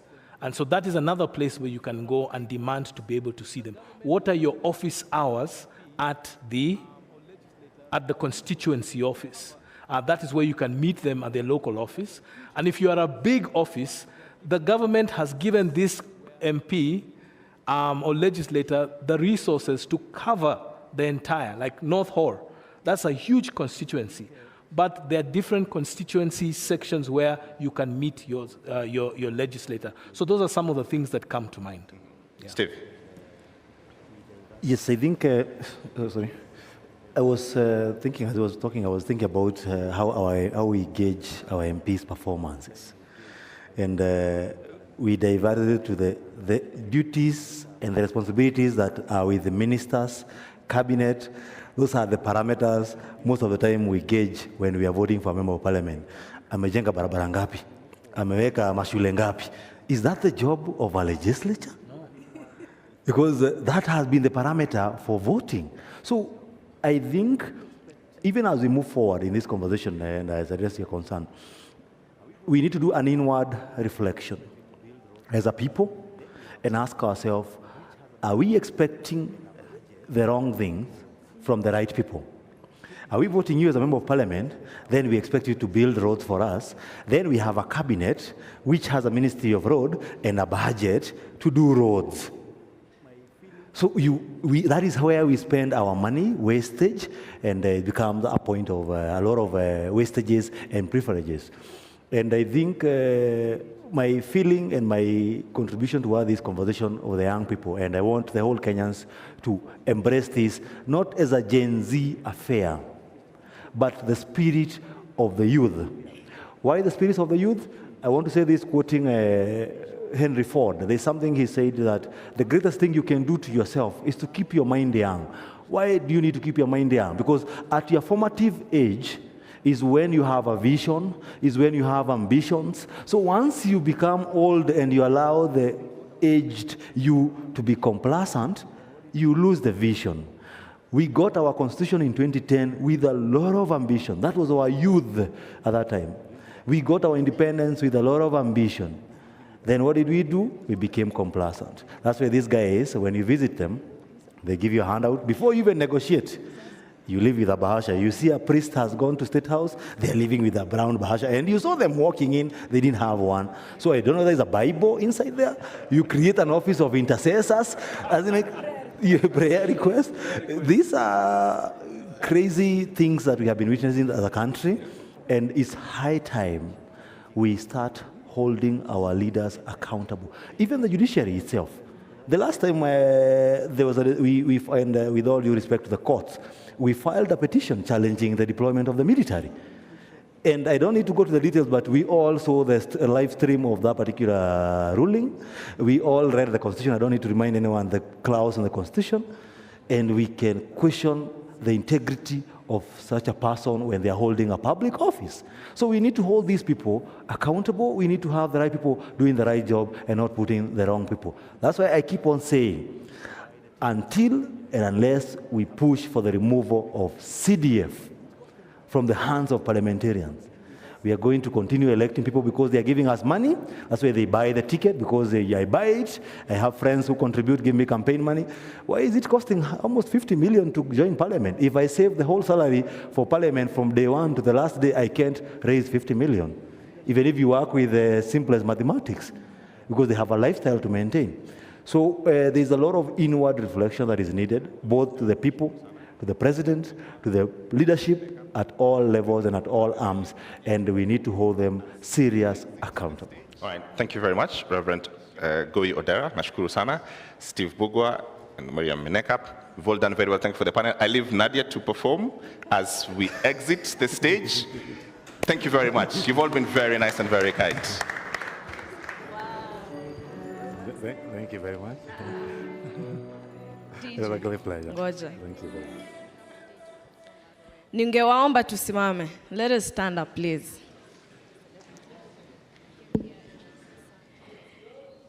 You know, when I came here, I didn't come today to perform, by the way. I didn't come as a Kenyan artist, a celebrity. I came here as a concerned Kenyan.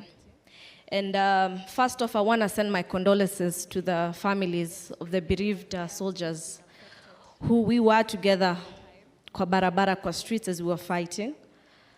So my biggest condolences to the family and to anyone here who's been affected by this time. As Boniface has said, yeah, they've partnered with Kenya councillors. What is it called again? I think I've forgotten the name. So you can see them after this. And for me, it's also to say, we've had a win, yes, We've had some wins. But at the same time, we need justice for the people, to the families zenye wameachwa na wapendwa wao. They need closure. Ama namna gani? Tuweke ngoma imechangamka kidogo. Weka maombi. Kazi ya Mungu haina makosa. Ingekuwa binadamu wanatoa ningekosa. Sio jujuni, si keleleni. Turudie tena. Ngoja. Kazi ya Mungu haina makosa. Ingekuwa binadamu wanatoa ningekosa. Sio jujuni, si keleleni. Tena kazi di. Hoya hoya hoya. Hoya hoya hoya. Vicky Fondes. Nilichopata nikiomba walisema kitakwisha. Nikitoa shukurani hadharani wakasema najigamba. Hao binadamu walilipa wiki. Sasa imepita miaka bado wanasubiri. Kazi ya Mungu haina makosa. Twende wote. Ingekuwa binadamu wanatoa ningekosa. Hey. Sio juju ni maombi. Ni maombi. Si kelele ni maombi. Ni maombi. Sio juju ni maombi. Ni maombi. Si kelele ni maombi. Ni maombi. Hoya hoya hoya. Hoya hoya hoya. Hoya hoya hoya. Ati na mikono nitainua, magoti nipige, niweleze jinsi alivyotenda katika maisha yangu. Kazi ya Mungu haina makosa. Ingekuwa binadamu wanatoa ningekosa. Kazi ya Mungu kweli haina makosa. Ingekuwa binadamu wanatoa ningekosa. Sio juju ni maombi. Asanteni sana. Ni maombi. Si kelele ni maombi. Ni maombi. Sio juju ni maombi. Ni maombi. Si kelele ni maombi. Ni maombi. Asante sana, asante, asante, asante. Ila Mungu hawezi kubali uanguke.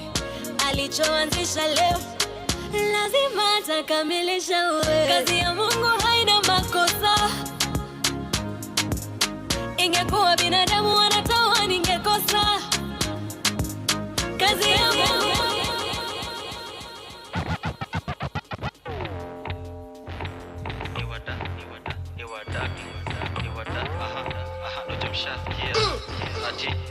Tushasikia.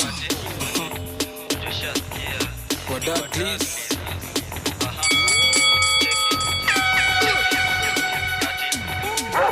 Tushasikia tukiingia ni kublast. Huko ngabado na chukua madam so anguka nao itabaki meflow na vibe. Anguka nao koko single for now. Tag you mteja patika. DJ. Tushasikia. Wada please. Aha. Tushasikia.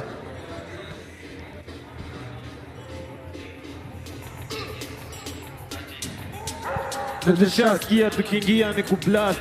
Uko ngabado na chukuliwa madam so anguka nao itabaki meflow na vibe.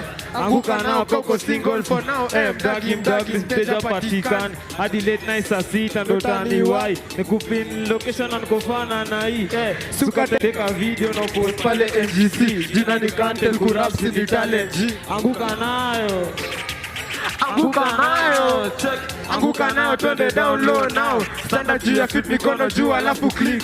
Tuliza pesa alafu one lege.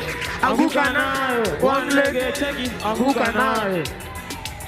Anguka nayo. Anguka nayo. Anguka nayo. Check it. Anguka nayo kama uko na new catch. Anguka nayo kona new catch. Anguka nayo kona patina magwash. anguka nayo round 2 kwa hii For now, bastard. mdagi mteja patikani kadi late night saa sita ndo Anguka utaniwai. nayo. Ati anguka nayo. Ati Anguka nayo. na katika Msupa we bajuka cheza chini kikondezo madudha. Anguka nayo teacher. Anguka ndani matisho za wadadlis babe. ama dali tangu serikali juni serikali Tamka asali. tunajua ni nani flow shati ki Ndo nimedunga hapo dauni chi. aha Kutekewa mpoa daily miti.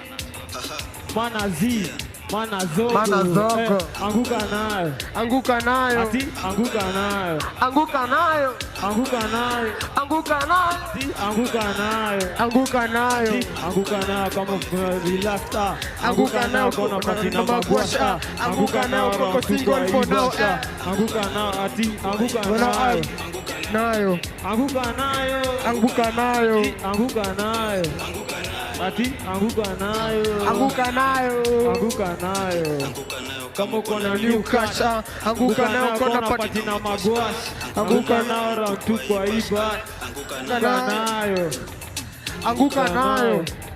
cheki anguka nayo anguka nayo ati anguka nayo anguka nayo cheki DJ Anguka nayo. hey anguka nayo. A round of applause. A round of applause for the guys, Anguka Nayo. Thank you so much for your patience. We get into another session, a round of discussions as well. I'd like you to help me welcome my set of panelists on stage. The first person that we have is Otsiemo Nyamoya from the Human Rights Watch. Please, a round of applause for him as he makes his way up.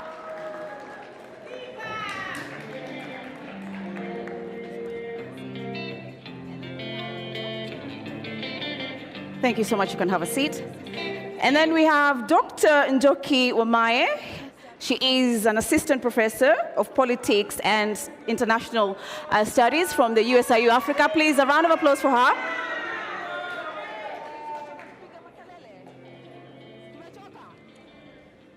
Kwani tumechoka kupiga makelele? Tumechoka? Tumechoka?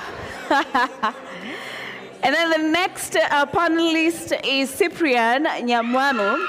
He is from the Kenya Bora. Thank you so much. And then we have Boniface Mwangi, the human rights activist. We all know him. Please. I am Linus Moshigadi. I will be facilitating this round of discussions. Please, karibu sana. Linus. So I want us to begin from where we've come from in terms of activism in Kenya and what brought us to where we are here today. So I will begin from you, Boniface Mwangi. You have been an activist.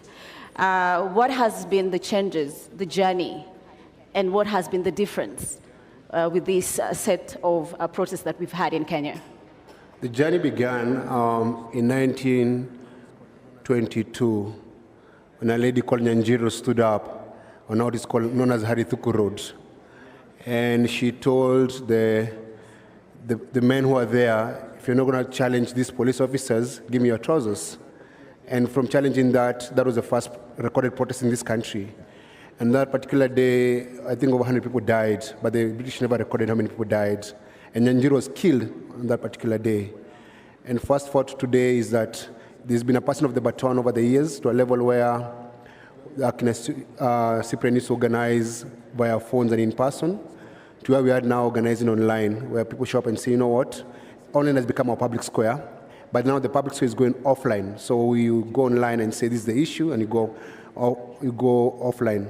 But I think the game changer is most of the young kids in this country are very angry about the state of the nation, and then they are fearless because they have nothing to lose. They are hungry, they are angry, they are unemployed. I was talking to some young people from the gate, and they're telling me, we're so broke we can't even date. You can't even have a girlfriend. You can't even make someone, you can't even think of starting a family, because how are you going to feed that mouth? So when the president decided to bring the finance bill, and was going to even tax those people who don't even have jobs, they're unemployed, with this, it's called shift, this thing that is there, the anger just exploded. So where are we at? We are very hopeful as a country. Kenya has changed forever. Let no one lie to it, hasn't changed. That's where we are at. Kenya landscape has changed, and people have reclaimed back their sovereign power. We're in charge right now. And it's like you're trying to push out a baby. It's a very critical stage, because if you make a mistake, the baby might die and kill the baby, and the mother or one of them survives. So you must midwife this process very, very carefully, that is not hijacked. The last few days, I've seen the old fossils, these very old politicians, trying to see the struggle from the people. They tend to own that space, and there's a possibility the next 2 days, Saturday is a Harambee Day and Burial Day, so tomorrow they're going to be all over with one agenda to President Raila Odinga in this conversation, and we refuse. That's a very good point, and I would go back to it. Let's hear from Cyprian. From your own perspective, what has the journey been for you in terms of the activism we've seen in Kenya? Well, the journey has been real. It has been tough. We've lost people. I thank God that I'm alive. When we went to committee, we saw the cells where a lot of our comrades in the 1980s died in prisons, including Naivasha, Kamiti, Shimo La Tewa, and all those jails and prisons. The torture chambers that used to be physical at Nyayo and Nyati House are now happening, and our young people are being thrown into swamps. But I don't want to talk about myself today. I want to answer only one question that you've asked. What is different between the struggles that we have been in and this one? Because I think that's something that has been missed in all the conversations I've listened.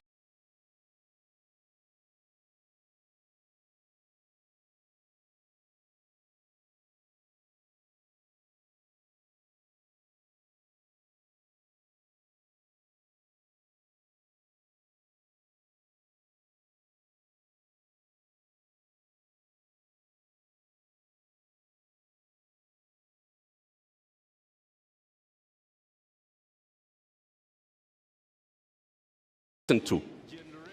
And my answer is this. This is the only generation which has refused to be used. The only generation which has refused to be used. And I want to use that to bring the struggles. The Mau Mau, Modoni Nyanjiro was the mother of the Mau Mau. If you look at it, the Mau Mau were used. They died, they were deprived of land, they were kept in cells and in jails.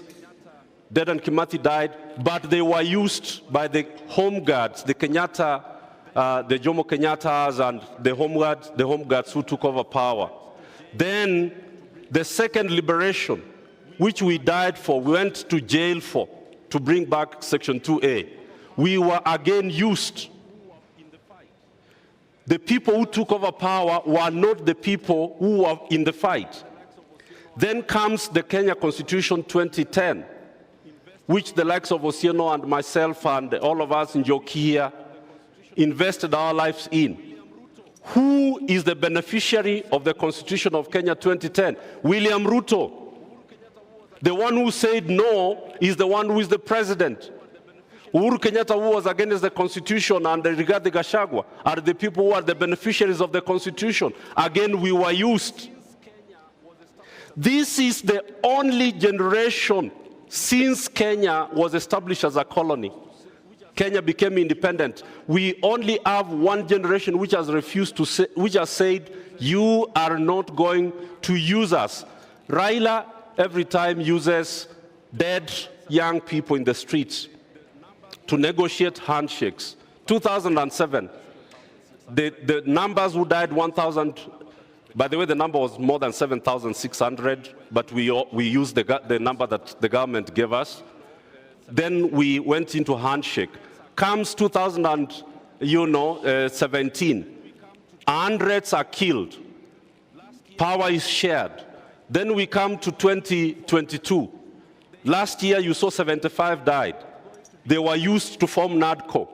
The young people are saying there is not going to be another dialogue where you are going to use our deaths to gain power. So I have to give it to these Gen Zs. I have to give it to them that they have stopped something tragic, treacherous that has been going on about Kenya. And this generation has said no more using our blood, our sweat, and our tears to negotiate power. Thank you so much, Cyprian. Dr. Njoki, rallying on the conversation here, the journey, what is your perspective? Just something, and thank you, I'm glad we are talking about the journey, because the last 3 weeks, if you even try and get into any of these spaces, it's impossible. You don't have 100,000 followers to speak. So I'm happy we are here acknowledging also the journey. So, and we can look at it in 3 phases. Of course, before independence, Mau Mau and all the rest, like Muthoni Nyanjiro from 1922. Mau Mau is our DNA. Resistance is our DNA, right? Don't ever forget that. For us Kenyans, only 2 countries resisted the British or the French violently before 1970. Later we had the Portuguese resisting. But before 1970, there were only 2 countries, and one was Kenya, and the other one is which one? You know, I'm a teacher. Yes. Algeria. Yes. The liberation front in Algeria. In Africa is only those 2 countries. So, and it's because of the Mau Mau, and you know the guerrilla warfare that they fought. So resistance is our DNA. And with that, of course, even post-independence, people resisted the fascist state that Kenyatta, because many times we are just looking at this Ruto. We are forgetting the mistake started from Jomo Kenyatta, because he instituted a very fascist state. You know the many deaths that are still unresolved. And this politics of let's forget and move on is what got us where we are, a country where impunity is our DNA now. Right? And so we need to look at that past from Kenyatta, the mistakes he made, and especially in setting up the structures of Kenya. Look at Tanzania with all its problems. Tanzania is doing much, much better in terms of politics. Kenya, we keep bragging about our economy. So what? The economy, if you don't have your rights, those chapter 4, the Bill of Rights, not just the what do you call it, social and political rights, but also the economic rights. But the social and political rights are the foundation that offer you the space to demand for the others. And the social and political rights, which are enshrined in chapter 4, they should be protected. We already have them. And that's why we are saying, for me, I'm saying, let's not get excited with his changing ministers, because they'll still come back. We should be looking at chapter 4 and chapter 6. Chapter 4, our rights. Our people have been killed. Young people have been killed. These universities where I also teach, they are quiet. You know, so till we have justice, till we have the killer cops arrested, till Koome is gone, you know, and those are some of the things we are saying must change. Then we can deal with, as we deal with the rest of everything. But having said that, it's a good moment. I think Gen Z is probably now what we can call the third liberation. This is I think we've now entered the third liberation. And the second liberation, and I'm glad we are here in this hall. Those of us who don't know, this hall is a very important hall, Ufungamano. And Cyprian is here.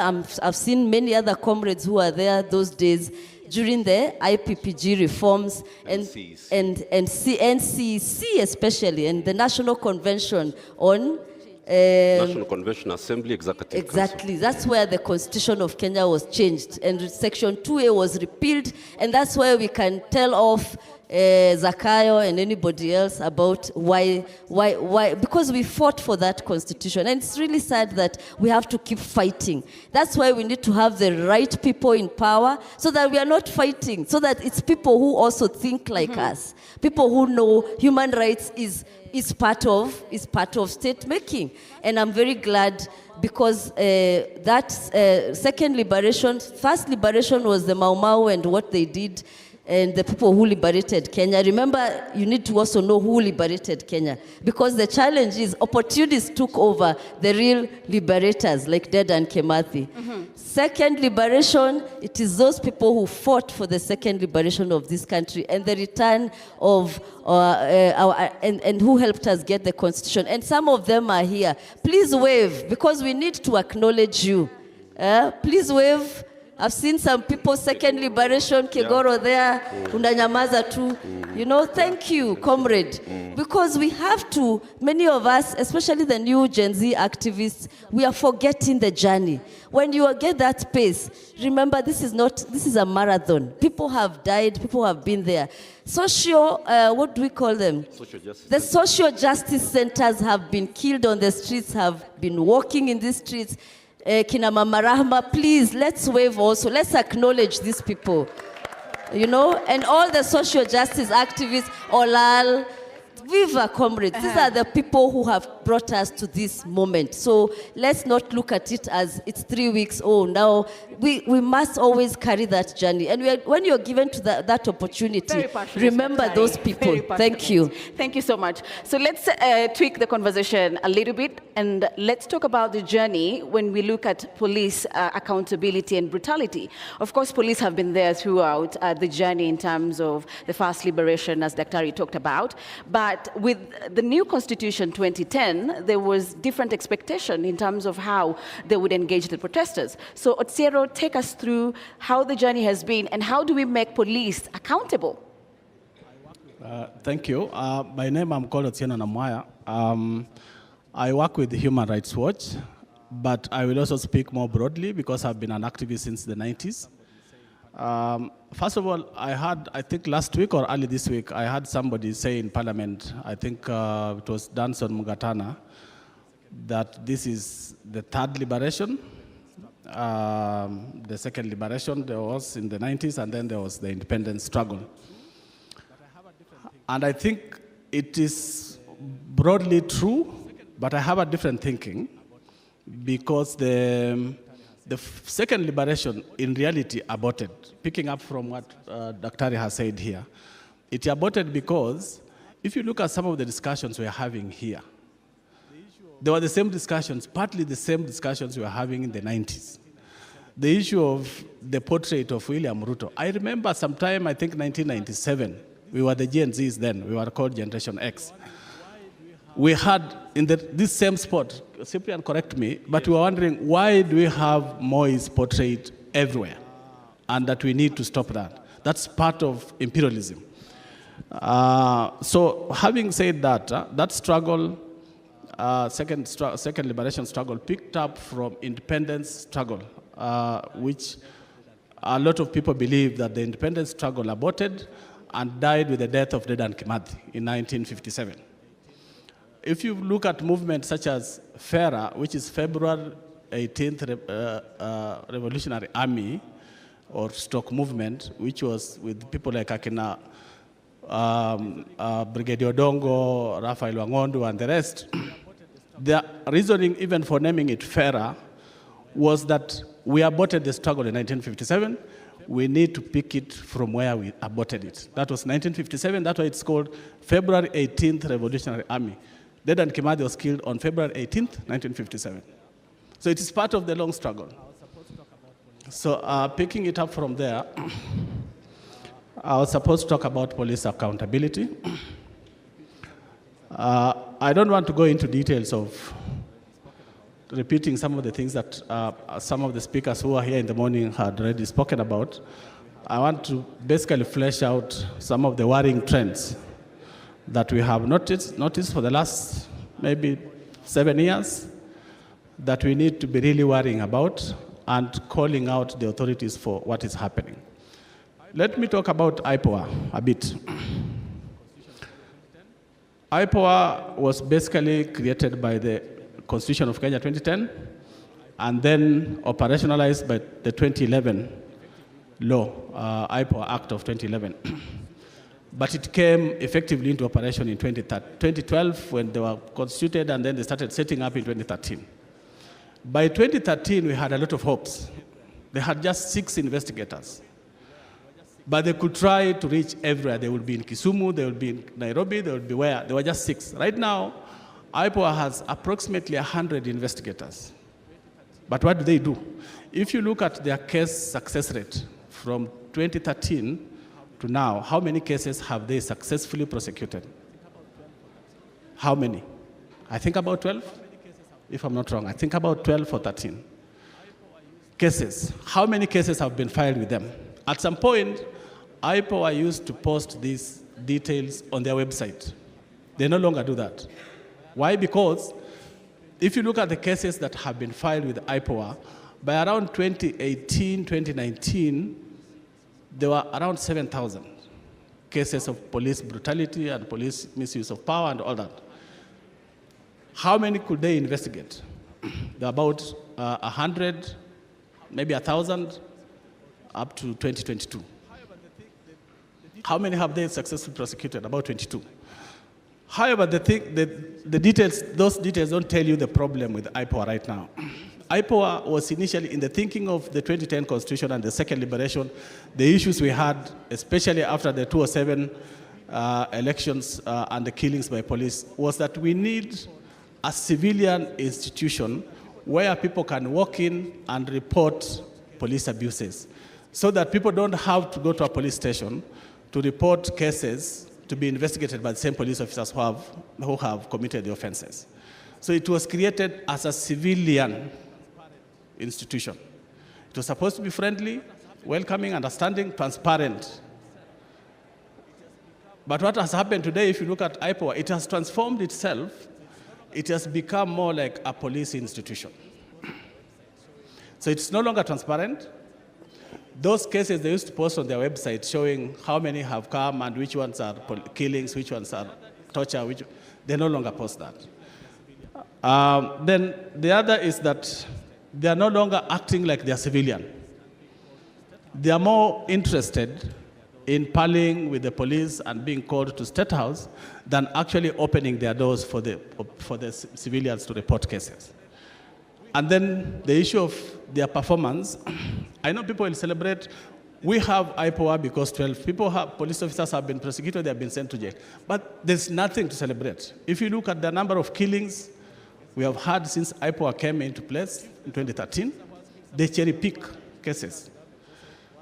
So if there's a police officer who has killed somebody in Kawangware and there's pressure, the government is also worried or embarrassed, they go and investigate and prosecute that one.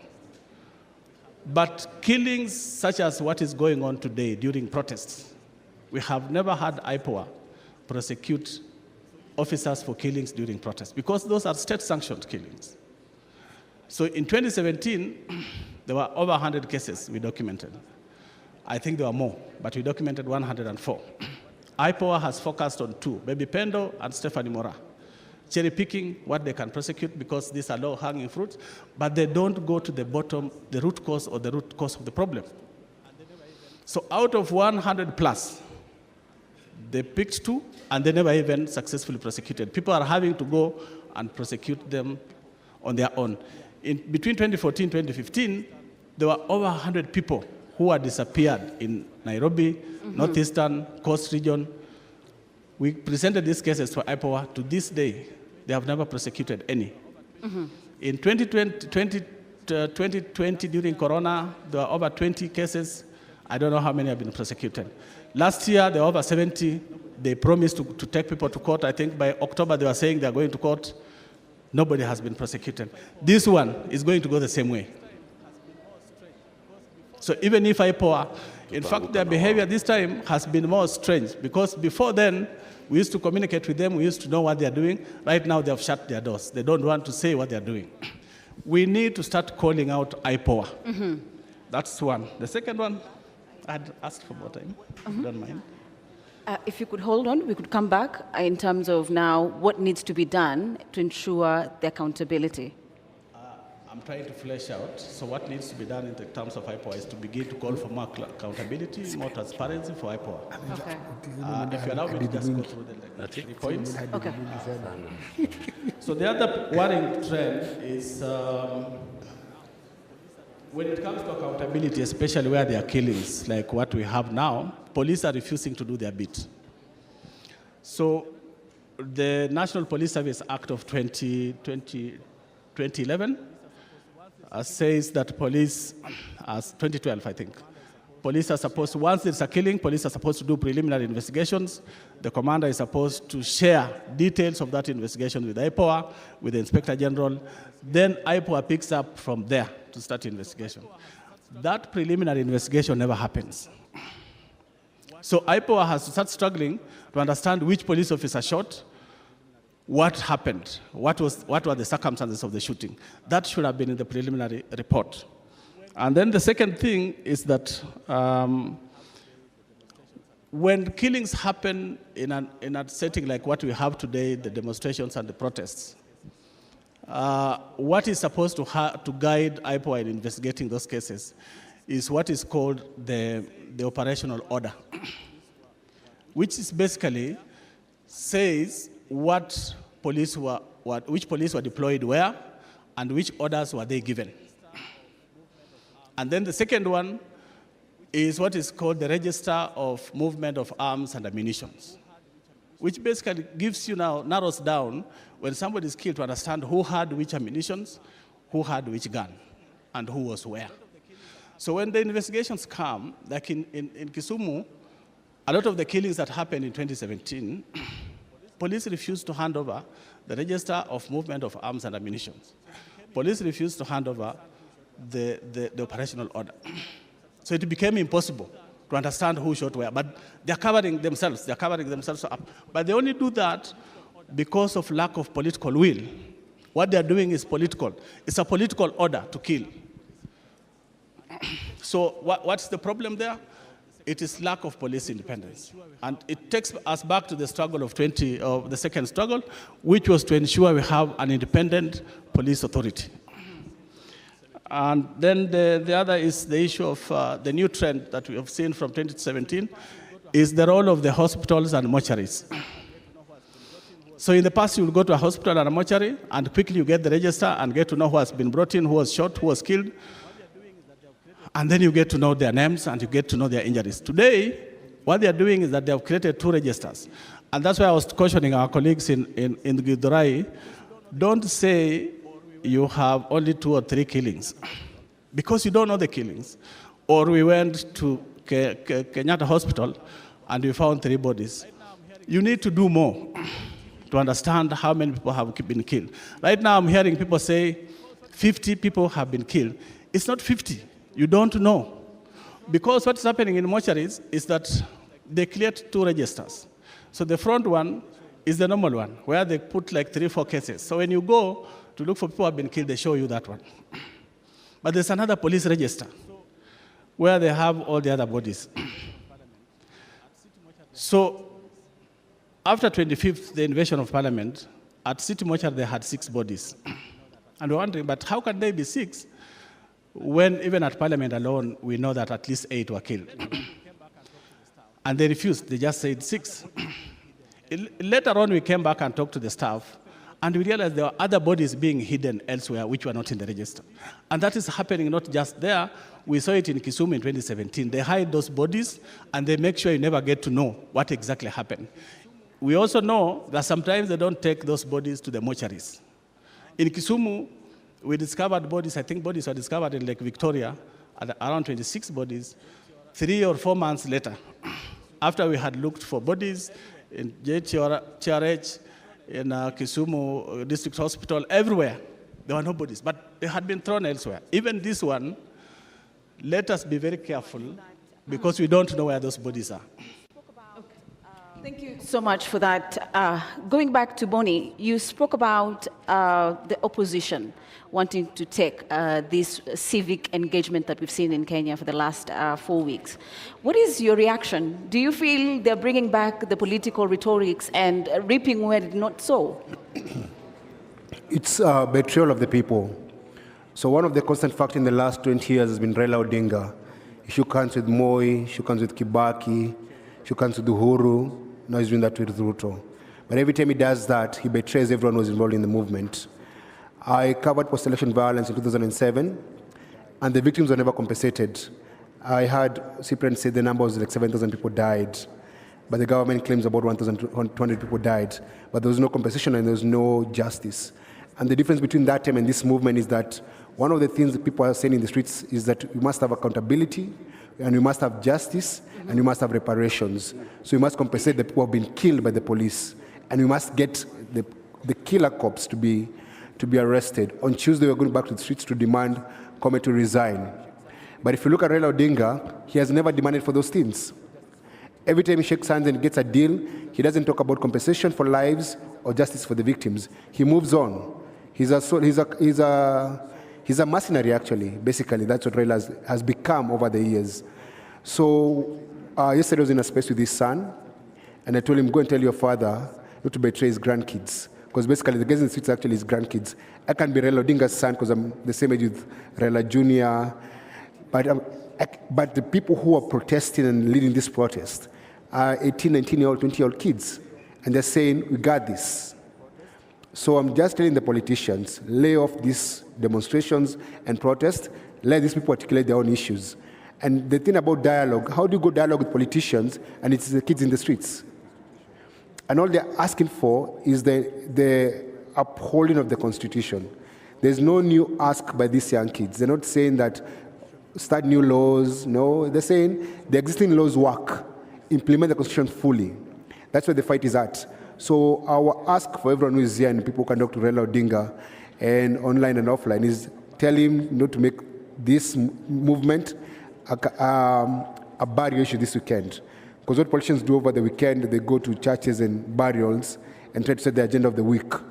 And what they're trying to, when they do that, they're deflecting young people and make them keep off. Because the reason why they're in the streets, they're saying they're tribeless, they're partyless, and they're leaderless.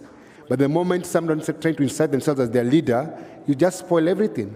So I think it is in bad taste for someone who's not in the streets, in this particular, the last 3 weeks, and people who have died to come in and try to speak on their behalf. Those kids know what they want, and they're saying very eloquently and loudly, let them speak for themselves. Cyprian, from your perspective, you've been at it for long. Perhaps how does the protesters keep the momentum as it is and to ensure they're not divided by the politicians? Because that can be a mechanism in which now they separate this. Three things very quickly. The first thing is what Bonnie has spoken to. Be united around the issues, set the agenda, and what the Gen Zs have done is that they have published their agenda. That's the first thing you do if you want to remain united. That's very, very important, that the agenda is clear, you publish it, and you own it. They have even said that the leader is the issues. The issues are their leader. The second thing you do to keep a movement together is that you hold everybody accountable who is involved in the process and in the struggle. And the young people have managed to do things we were unable to do. I don't want to give you details, but let me tell you one story. In the year 2000, we were 1,500 of us here, and we only had 2 mobile phones, James Orengo and Munuve. And a priest, a reverend, I don't want to name him today, asked for Munuve's handset. He didn't know, don't name them. And he went out there to speak, but he did not know how to operate the mobile phone. But it was State House which was speaking to him. So when Munuve was given back his phone, he realized that it is State House which had been speaking to the convener of the meeting. That's why I didn't want to name him. And so you have to ensure that the infiltrators do not divide you. And that's why I'm really saying kudos to Gen Zs, because they have identified the infiltrators and they have ensured that they are flashing them out. That is extremely important. People should know, and what you've done, what they have done is really powerful, because they have even moved out of people's YouTube and whatever so that they pay the price. Which some of these things, we didn't have these things in our days. Finally, which is what I want to really speak to, the Gen Zs do not know how to deal with it. You are never going to go to the streets and you are not infiltrated physically. So in NCEC, in our struggles in NCEC, we established the self-defense teams, the self-defense forces around active nonviolence as the principle. So you need to train 500 to 1,000 young people who are responsible for shielding and protecting and identifying and recording to ensure that you are not infiltrated by people who are agent provocateurs who break people's shops and burn people's vehicles, and then it is blamed on you. Thank you so much, Cyprian. Before I come to you, Dr. Njoki, I'm told we have Professor Kivutha Kibwana, former governor from... Yes, correct. So if we could have him, please, Professor, the floor is yours. Hello? Thank you so much, Prof. Please carry on. Hello? Thank you so much, Prof. Please carry on. Okay. First of all, I really want to, put my hat off for these young people, the Gen Zs, who have done something one can equal to the Mau Mau of the 50s, not even the NCA, NCC struggle of the 90s, and this is huge. And following mambo wanafanya kidogo kama mtafiti, I can see that they have realized that hii system ya ukoloni na ukoloni mamboleo mpaka ichenjiwe kutoka kwa roots. And I think that's the biggest thing that I have, seen from the struggles and from their work. Ndio tuwe na system mpya, which is an identical twin to the 2010 constitution. Na jinsi ilisemekana hapo awali, nafikiri ni Houghton, somebody said this, ni kazi ngumu na ni marathon, so that people don't think it's a quick fix. Na ndio nimesikia mkisema kwamba system ichenjiwe, personnel kabisa pia iwe ni personnel mpya na values mpya na norms mpya, alafu eternal accountability. Kila wakati muwe mnafuata. Na ndipo ninaweza kuuliza Law Society na wale wahusika wengine pamoja na Gen Zs wenyewe, ikiwa katiba inaweza kutranslatiwa hata even in those brief ways, kila lugha ya Kenya, na ndio najua kuna moja imetranslatiwa kwa Kiswahili, ndio iwe kwamba people now will learn the constitution. And you Gen Zs, please get into the wards, get into the rural areas, make sure that up to the ward and all those WhatsApps which are there in the rural areas, make sure that the message that you have gets there. And of course, this concretization of your demands, so that nobody, will be able to say we don't know what they want, because no public decision without Gen Zs. So that those who are calling for dialogue, whatever it is, to be known that there should be no public decision without Gen Zs. I think that becomes very, very, very important. And the Occupy movement, my understanding of this movement from watching, listening, and so on, is you occupy any institution, you occupy any space, so that you get out the old ideas, the old values, and then you infuse new values within that particular movement. So it's symbolic, and that's why the artists, the comedians, and so on, the energy they are bringing and the innovation they are bringing in terms of really trying to change our country is very, very important. Because before, comedians were saying, these are just people who make others laugh. But this is like the beauty of the Gen Z movement is it is functional leadership. If there is a job to be done, there is people are told do that, and they do that. It is not the hierarchical thing that the system wants, so that they can pinpoint who are the leaders that we can buy, or who can we actually replace their leadership with the functional leadership, with our own leadership, people that we ask to be leaders, so that they can derail the movement. And so please continue with that complexity. I don't know, and also like the social justice centers, they should go to the informal settlements and make sure that these people are being confused to be goons, to be told that the fight is bigger than being given 500 bob or 1,000 bob every day to do, things that are not correct. If I was there was 2 minutes, I could read a poem I wrote in 2021 for young people of Africa, but I don't know whether there is that time, because I know that many people want to speak. But Law Society, please continue with this Citizens Assembly, because this is important, and all those ex-space bunges, they are very, very, very important for the future of our country. I don't know that I would have 2 minutes to read a poem which I wrote for young people. If there is, yes. If not, another time. Do we have the 2 minutes, Director?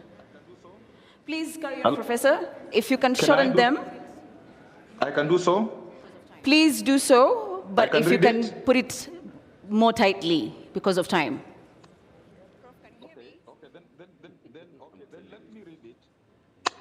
Prof, can you hear me? Okay, then let me read it. Yeah, I can hear you. What? Yes. Prof, I couldn't hear you. Hello? Please repeat, Prof, I couldn't hear you. I was asking if I have 2 minutes to read a poem which I wrote in 2021 for the youth of Africa, Youth Seed. Please go ahead. Can I do so? Maybe somebody else.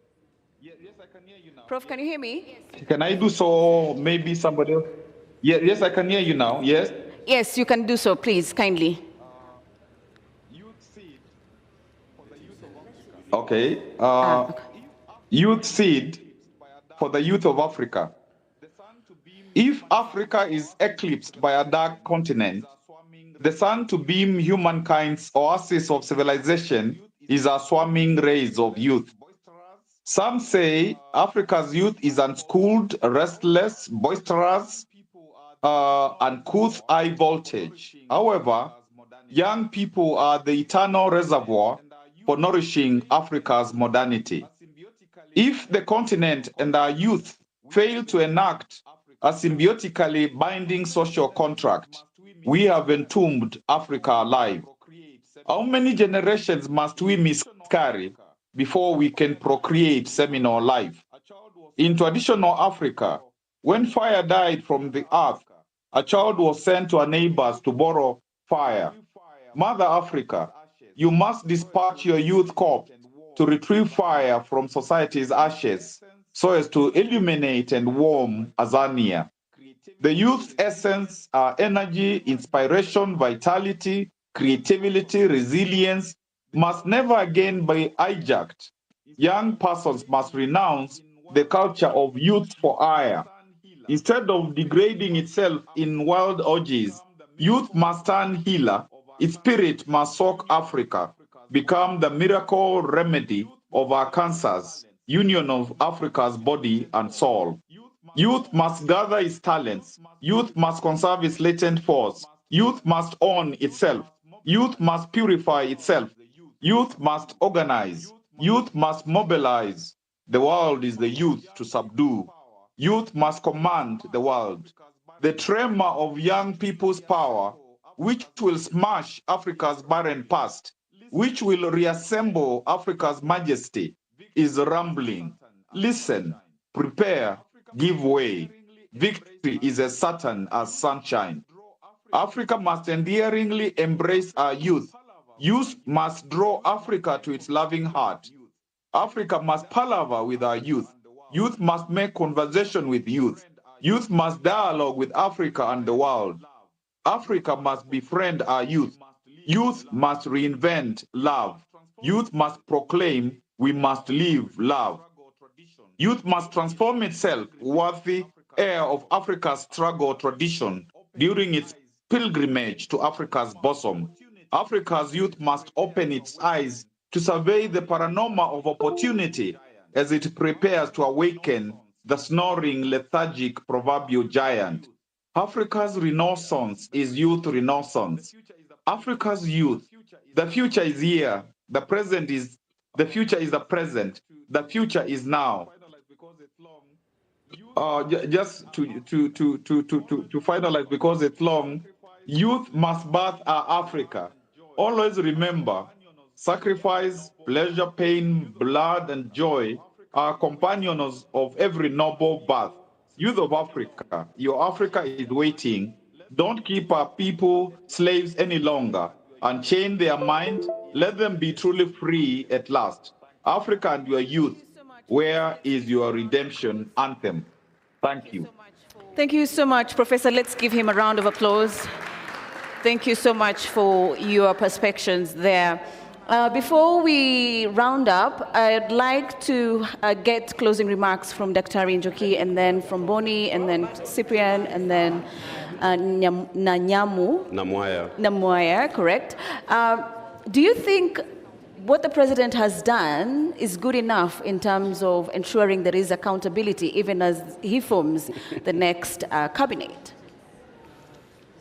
For me, as somebody who researches politics, and I have researched Kenyan politics for long, I do not think there's so much more that can be done. Remember, these are politicians, people, and now that's what I was telling people on Twitter. It's nice, yes, we all wanted, of course, they get rid of the cabinet, but where are they going? Have you checked how much money they're still going home with? Has anybody even, if it was serious, they would have been told tomorrow morning report to the commission that researches corrupt, I mean, what do you mean, the corruption? EACC, right? Nobody has been told to go to EACC and be investigated. So police reforms have not been done. For me, the first person to have been sacked should have been IG Kome and Adamson Bungei. Because, and police reforms, if there's a country that is desperate for police reforms, is Kenya. You know, and not just police reforms, the whole security sector reforms. In 2000, and after now, the new constitution, a lot of money was invested. Even the British, I know they were leading in security sector reforms. What did security sector reforms do in Kenya? They were bought new uniform. Those days they never used to have those swanky knee pads and I don't know, all those maroon things they're wearing to protect themselves. They never had them. They used to show up in just wearing their uniform. So police reforms just bought them more equipment to harass citizens, right? So till police reform is done, and until we get an IG who believes in human rights. Remember the police training. Many of you, if you've ever talked to any police officer, they'll tell you, the first thing they are told, Rayani adui yako. Can you imagine? Raia ni adui. And then when they are being trained there in Keganjo or in GSU, Embakasi or wherever, they are given very also torturous and inhumane treatment in the training. And they are told, tunafanya hivi ili tutoe uraia ndani yako. Can you imagine? So how do you expect such a person to protect your rights? Right? That's why, even the other day I was in a government building and I had to talk to the police officer. And I'm so, these days I'm just so pissed off even seeing them. And one of them, I asked them, but why did you people kill our young people? He said, tutaua tazaidi. The arrogance. So it is, and I was asking them, were you trained like that? Where does this thinking come from? So till we get a security sector that is reformed, and security sector is a long path. but the most visible is the police. IPOA, you can hear we have problems. Inside the police, there's usually also an internal unit for investigating police human rights violations, police course. And according to sources, because I've met some of those people, they'll tell you the current IG doesn't like human rights at all. So if there's a unit that has been frustrated, and maybe even that's why IPOA is behaving that way, is because of the frustration at the person at the top. Remember also we are dealing with a president who has never been on the right side of human rights, ever. You know, everything he does is cosmetic. You know, and hata kama inaitwa nini, even if a chameleon changes the color, the DNA remains. So till we get a president who respects human rights, because as I said, if chapter 4 of the Constitution, which is a Bill of Rights, is not respected, we cannot enjoy any other right. Those are the first degree human rights. And that's, you know, what we are saying, the freedom of assembly, freedom of speech. And that's why young people are all trying to go to Europe, because there, you know, I can protest every day. If you go to France, Paris, even they have an, you know, the name for being on the strike is Manifestation. French people in Paris, even every day there's a strike. Every day they are on the road. They are what do you call it? They are protesting. How many French people have been killed? Or have you heard about the killings? Only one, which was like 3 years ago. If you check even now on the internet, the French are always on the street. That's the country we want, a human rights state, a country where everybody's rights are respected, that you can wake up, you can go and protest like Rex Masai did, like Beasley Kogi, like David Shege, and you still go home and you feel that that's what we want. So for me, 3 things have to happen. Police reform. And so all, even now, if that hashtag of, what do you call it, Kome must go, Bungei must go, has to join Ruto must go. We have a problem because the president has never believed in human rights, and that's the biggest problem. So when we have somebody at the top who doesn't believe in human rights, who doesn't believe in the Constitution, because people can say a lot of rhetoric, look at the history. The history betrays them. So maybe they can change. I'm not saying they might not change. Hopefully, this generation, this third revolution, it's not actually a revolution. A revolution would need radical change of everything, like, you know, the French Revolution and others. But I hope we can have radical changes. We must, of course, I celebrate Gen Z. I celebrate millennials. Bonnie and I and many others, we are millennials. Gen X. These are our colleagues. So also this idea of exceptionalizing Gen Z is good, but remember all of us have been involved in this, and it's been a journey. This should actually be Okoa Kenya or Liberate Kenya movement, because all of us, we are tired and we want to liberate our country. This is the only country we have. I lived in the UK for 10 years. I came back because we want to change our country. So, and hatuendi pahali pengine, ni hapa tu. We are going to make this country those countries that we want, where human rights are respected. Thank you. Thank you so much, Daktari. Otiemo, coming to you. From your insights, clearly, IPOA has failed. How do we now ensure that even as an oversight body remains accountable to Kenyans in light of police brutality? Very few remarks. I think the failure of IPOA should be seen or looked at in the broader context of the failure of the many accountability institutions that we created under the 2010 Constitution.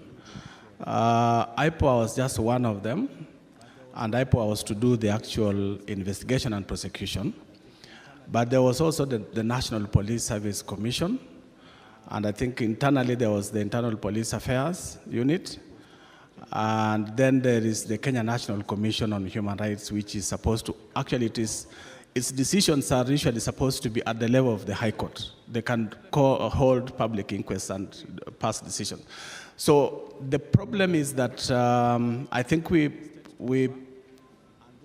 moved our feet on the pedal a bit, and the state took over, and these institutions have systematically been weakened, so we need to start reclaiming their independence.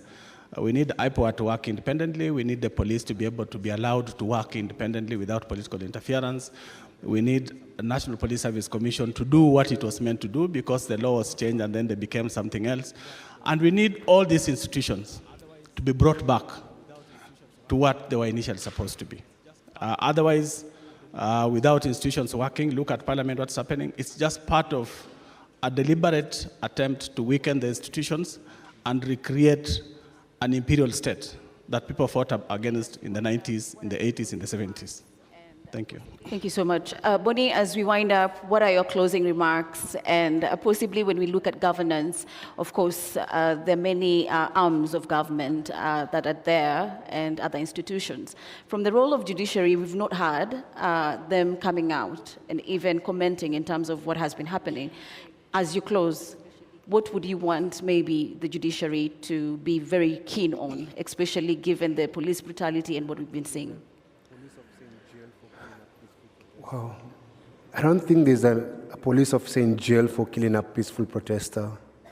They rarely do that. I think one of the things that we blame the judiciary on is that they are independent, but they do not have the courage to jail big perpetrators.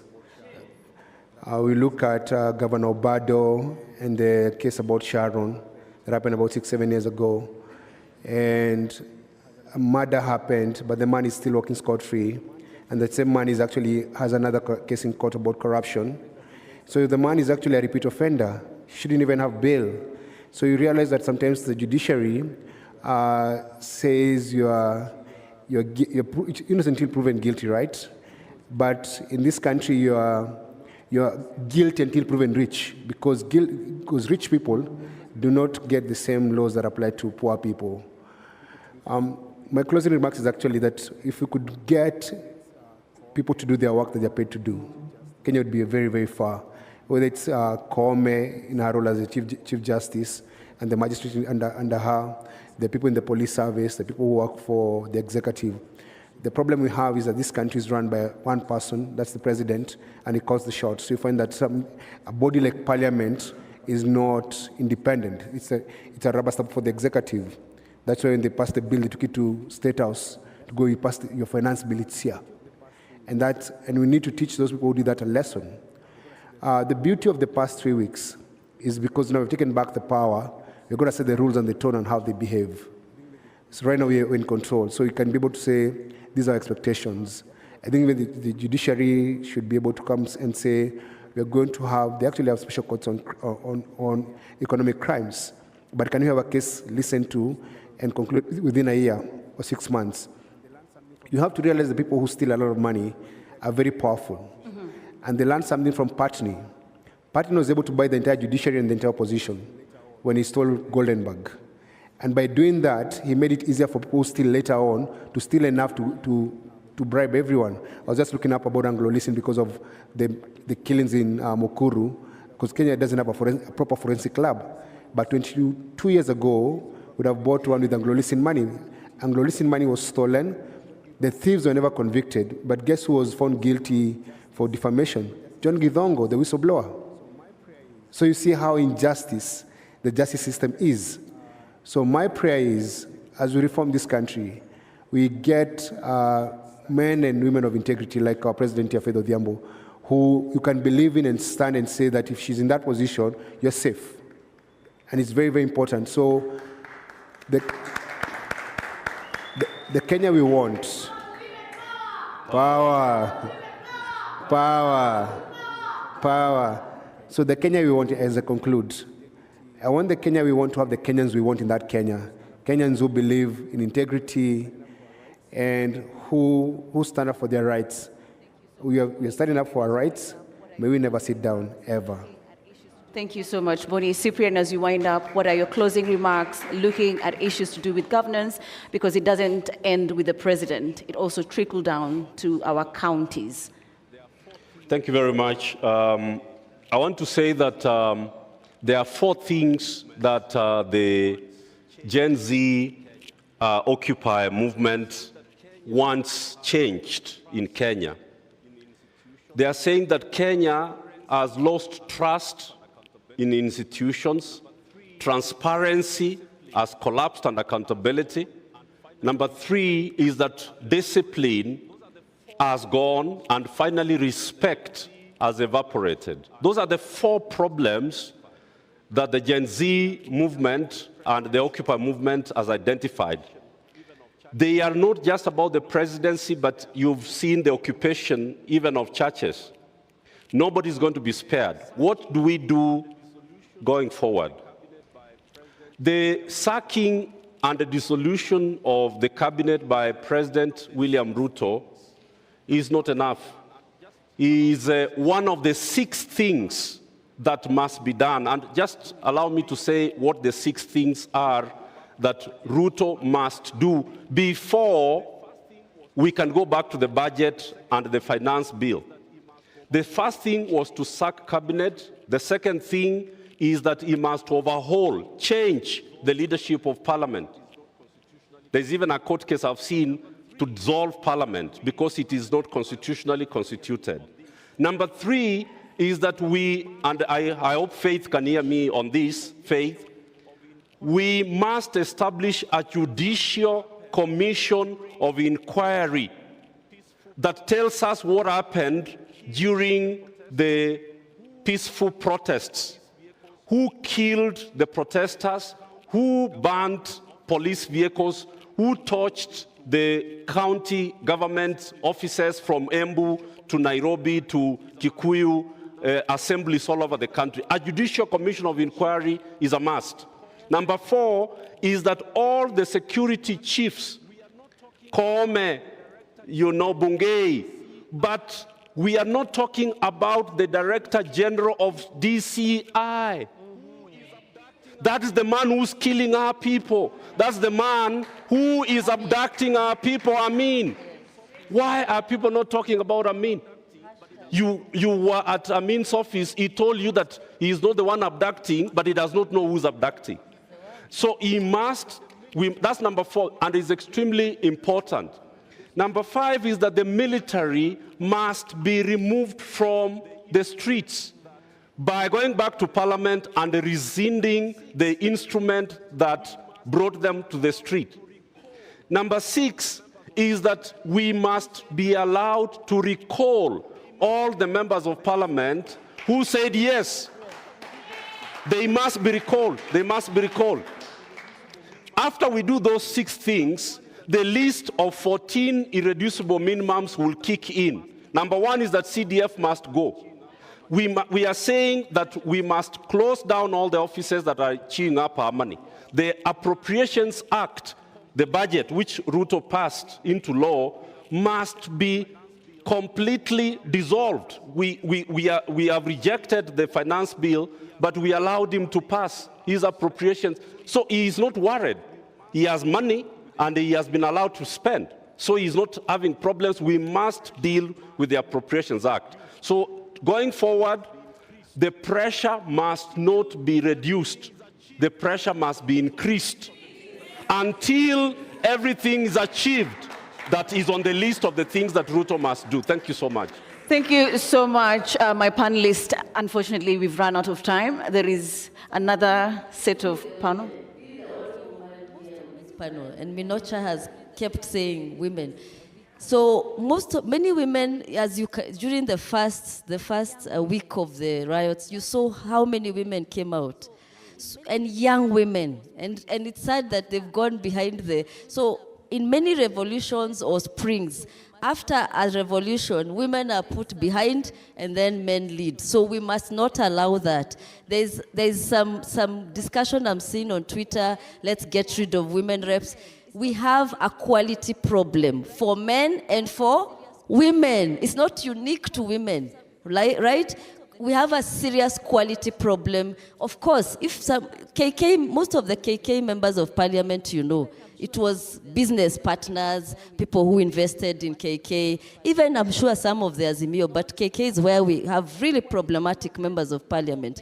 So it is not, it's a quality problem for men and women. And please stop singling women out as they were not, we just have a bad parliament.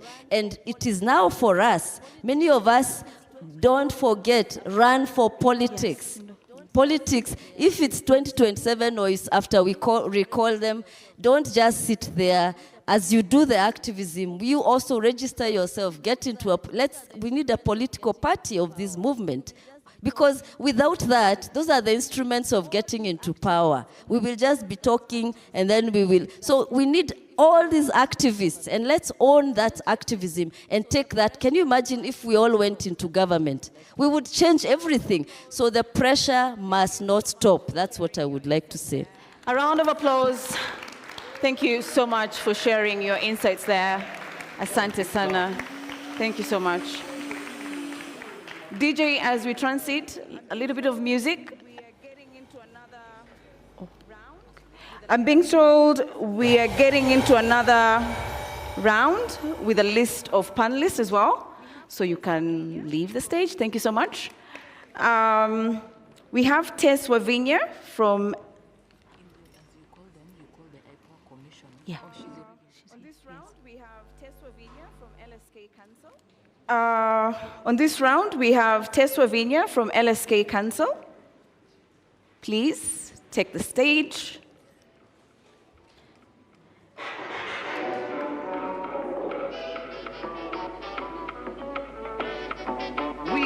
Have a youth bank that, if not properly handled, can be a time bomb that can blow this country. Is Tess in the house? Thank you so much. And then we have Joshua Okayo.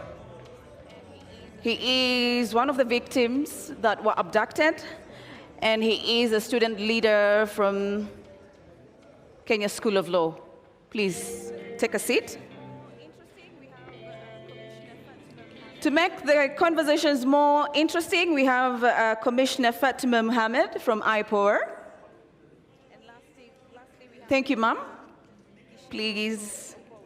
And lastly, we have Diana Gishengo from Okwa Uchumi. Kindly, if we could have you on stage. So on this session, we're just going to look at what next for the victims. What are some of the legal instruments there is for them to institute so that they can be able to get reparations for some of the atrocities that were meted on them. So thank you so much. Do we have Diana? Diana, please. If we may have you. Thank you so much. So we'll begin from Joshua, just from a victim perspective, having gone through the ordeal. What do you think will justify some of the atrocities that were meted against you? Thank you. Nothing will justify the atrocities meted against me. And all those other people, the young people who were abducted, some of whom have since been found alive, but others who have been sadly found dead. Nothing justifies such actions. So yeah, nothing. Okay. What are your first actions that you would like to get out of the way if you had that opportunity to institute legal actions? Really, I know I have the opportunity to institute legal actions. And I want to thank the Law Society of Kenya, LSK, and the leadership of Faith, President. You know, so many advocates have come forward to help, to support, and they are passionately seeking justice for myself and all those others who've gone through what I went through, maybe worse. And yeah, number one is we need to institute legal charges against individuals who are controlling the police force, those who are controlling the NIS, the DCI, Director General. I had Mr. Nyamwamu talking about the same. And after that, the victims also need to be compensated for all that they've gone through. And all that is going to be done in due course. I want to assure you that the team, the legal team at the LSK and all other well-wishers are up to speed, and this is what we would like to see happen. Number one, criminal charges against individuals. Number two, civil charges against, civil, civil matters against the government and those involved, so that then we don't just see them serving sentences, if at all they will. I hope they do. But then ultimately, we also get to get back to our previous state of physical and mental state. Thank you so much, Joshua. Tess, moving to you. As a body, LSK, are you looking forward to possibly institute legal actions? And what are some of the support that you're already giving to these particular victims of police brutality? Because there was issues of psychological trauma, especially for the victims that underwent the brutality. Yeah. Thank you very much. Well, allow me first to state that in our country, we have the Constitution. And in the Constitution, it gives guidelines on how the government is supposed to work from the powers that has been delegated by the people. They do not have the sovereign powers. And it's also from there that such bodies like LSK are formed to keep checks and balance to the government. Now, as you've asked me, what are the measures that have been taken? As LSK, our first mandate is to uphold the rule of law. When you're upholding the rule of law, we're reminding the government, the current regime, which is trying to do and act on its draconian acts, that justice is our shield and defender. And it is not a cloistered virtue. And that's why we called upon our young members to go on the streets, pro bono, to live billable hours, so that we help those whom were peacefully assembling to protest and they were arrested, abducted, and taken to police station or detained in places we don't know. We do not have the much capacity to take them to psychological places, but we've been able to partner with other people, with NGOs, with human rights organizations, with psychiatrical facilities, so that we be able to enable them to get such help. Because we are not in normal times anymore. We are in abnormalities. Someone goes to the street to protest. They don't go home. Their families are scared. They don't even know where their child has gone to. When you call the phone, no one answers. A good example, the KSL student seated on my left. We got information of where he was found in Moranga. I was the key person to get that information. And it was so unfortunate that he couldn't even comprehend or even want to speak. So it's only God who knows what he went through. And this government does not even care about that. So the measures that you're taking as LSK is you're reminding the government to uphold the rule of law, because justice is not negotiable. Stop abducting people. Why are you hiding them? If you're doing the right thing, you will not be abducting us. You will not be hiding us. You will not be detaining us. You will not be killing us like Denzel. So we are calling upon all wishers, especially these organizations that has such facilities. We've been able to partner with several that are helping them to go through that trauma process so that they may try to get rid out of it. But as we all know, trauma does not end. Something can trigger it at any moment. But our president does not care. He thinks he runs Kenya, and Kenya is not his. We need to remind him, as a Kenyan, he needs to ask himself, what are you doing for your country? And not what the country will do for you. And he's destroying our country. Thank you. Thank you so much, Tess, for that. Commissioner Fatima Mohammed, thank you so much for joining this panel. Previously, from our discussions, one of the panelists actually pointed out that IPOA is failing on its job to do its mandate, that is to oversight. From your perspective, in light to the protest that has happened, what is IPOA doing? Thank you very much and for giving us this opportunity to come and highlight exactly what we are doing. First, we have to understand the mandate of IPOA. The mandate of IPOA is to oversight the police in holding it accountable into doing its work. Two, and to ensure professionalism in police work. and to handle how to handle complaints independently. That's a clear mandate of IPOA. What are our functions? One is to investigate police killings and police causing serious injuries. And that's where we are at this particular time. And for these cases that now we have, since the protests have started, I just want to speak about that one right now. That's what is at stake right now, is we're in the process of investigating and recommending to the DPP. One, it's a legal process. And once it's a legal process, you'll need evidence, you'll need statements, because when you send it to the DPP, what will he ask you for? He'll ask for all the evidence, for him to take it to court for it to be sustained. Already we are asking for people to come forward, give us statements, so that when we go to the DPP, he has something to take to the courts. Otherwise, if we take things that we just pick from the social media here and there, it doesn't help us. We really appreciate you coming to us. If you'd come to us, we record statements. Then, you know, that will give us basis for our prosecution, because we don't have powers for prosecution. We don't have powers to arrest. I know we've been asked, how come you are not arresting the police officers? We don't have the powers to arrest. Ours is to give recommendation and give disciplinary cases to the National Police Service Commission to either discipline that police officer or to do that, or whatever issue that needs to be done. But as it stands right now, we are very advanced in many of our investigations. But what we are lacking is the crucial evidences that we need for prosecution. The DPP, we work together every single day, and is always asking, where is the stage, at what stage have you reached here? Now that is where we are. And we'd be asking kindly if we could have evidence from the public. Come to us, talk to us, record statements with us. Then we can have a credible case to hand.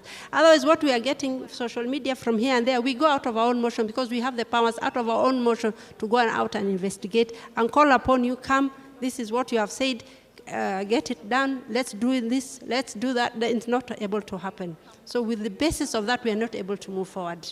Yeah. Before I come to you, Diana, sticking to Commissioner Fatma, do you have mechanisms where you actually ensure that those that come forward are actually protected? Yes. Because with issues to do with abduction, I mean, the trust that is there can be actually very little. We really try as much as possible to hide the identity of the staff or whoever witnesses we have. Unfortunately, we have the issue of witness protection. Now we have to liaise with the Witness Protection Agency. That's another agency we have to cooperate with, because it reaches a stage that one of our many challenges we have is resources. Even for protection of witnesses. Well, we try whichever cases we have. We have prosecuted quite a number of cases from the police and got quite a number of convictions. But as at now, that is what we really need. And coming here, I said now this is the right forum to come and make appeal to the public and tell them that for us to move forward, we need evidence. We need, of course, we know, we have seen what we have seen on the clips, and somebody's asking me, what more evidence do you need? You have seen the clips, but is that admissible in court? Diana, picking up from what Commissioner Fatma has just finished off saying, do you think there is enough evidence actually for IPOA to institute investigations against the police brutality? And what do you think? Thank you very much. I know I came as Okoa Uchumi to work on finance, but IPOA, and I've come after member, right? Member. In IPOA, it is members. The Independent Police Oversight Authority has no commissioners. It has members. And it was a very deliberate thing in the language. It was very different from Article 59 commissions. It was Independent Police Oversight Authority. It had independent members. In the last composition of the membership, they declined government vehicles because of how much they needed to be impartial. According to the Act, they have powers to first and foremost monitor not investigate, monitor.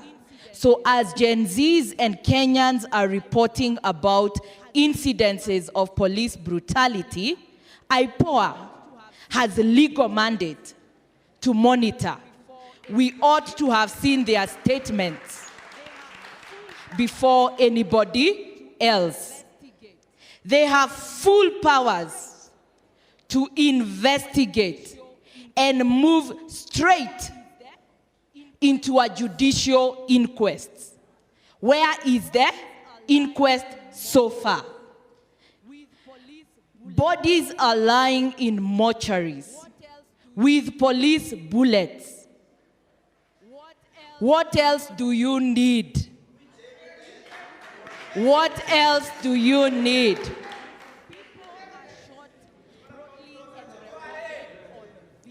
People are shot broadly and recorded on video.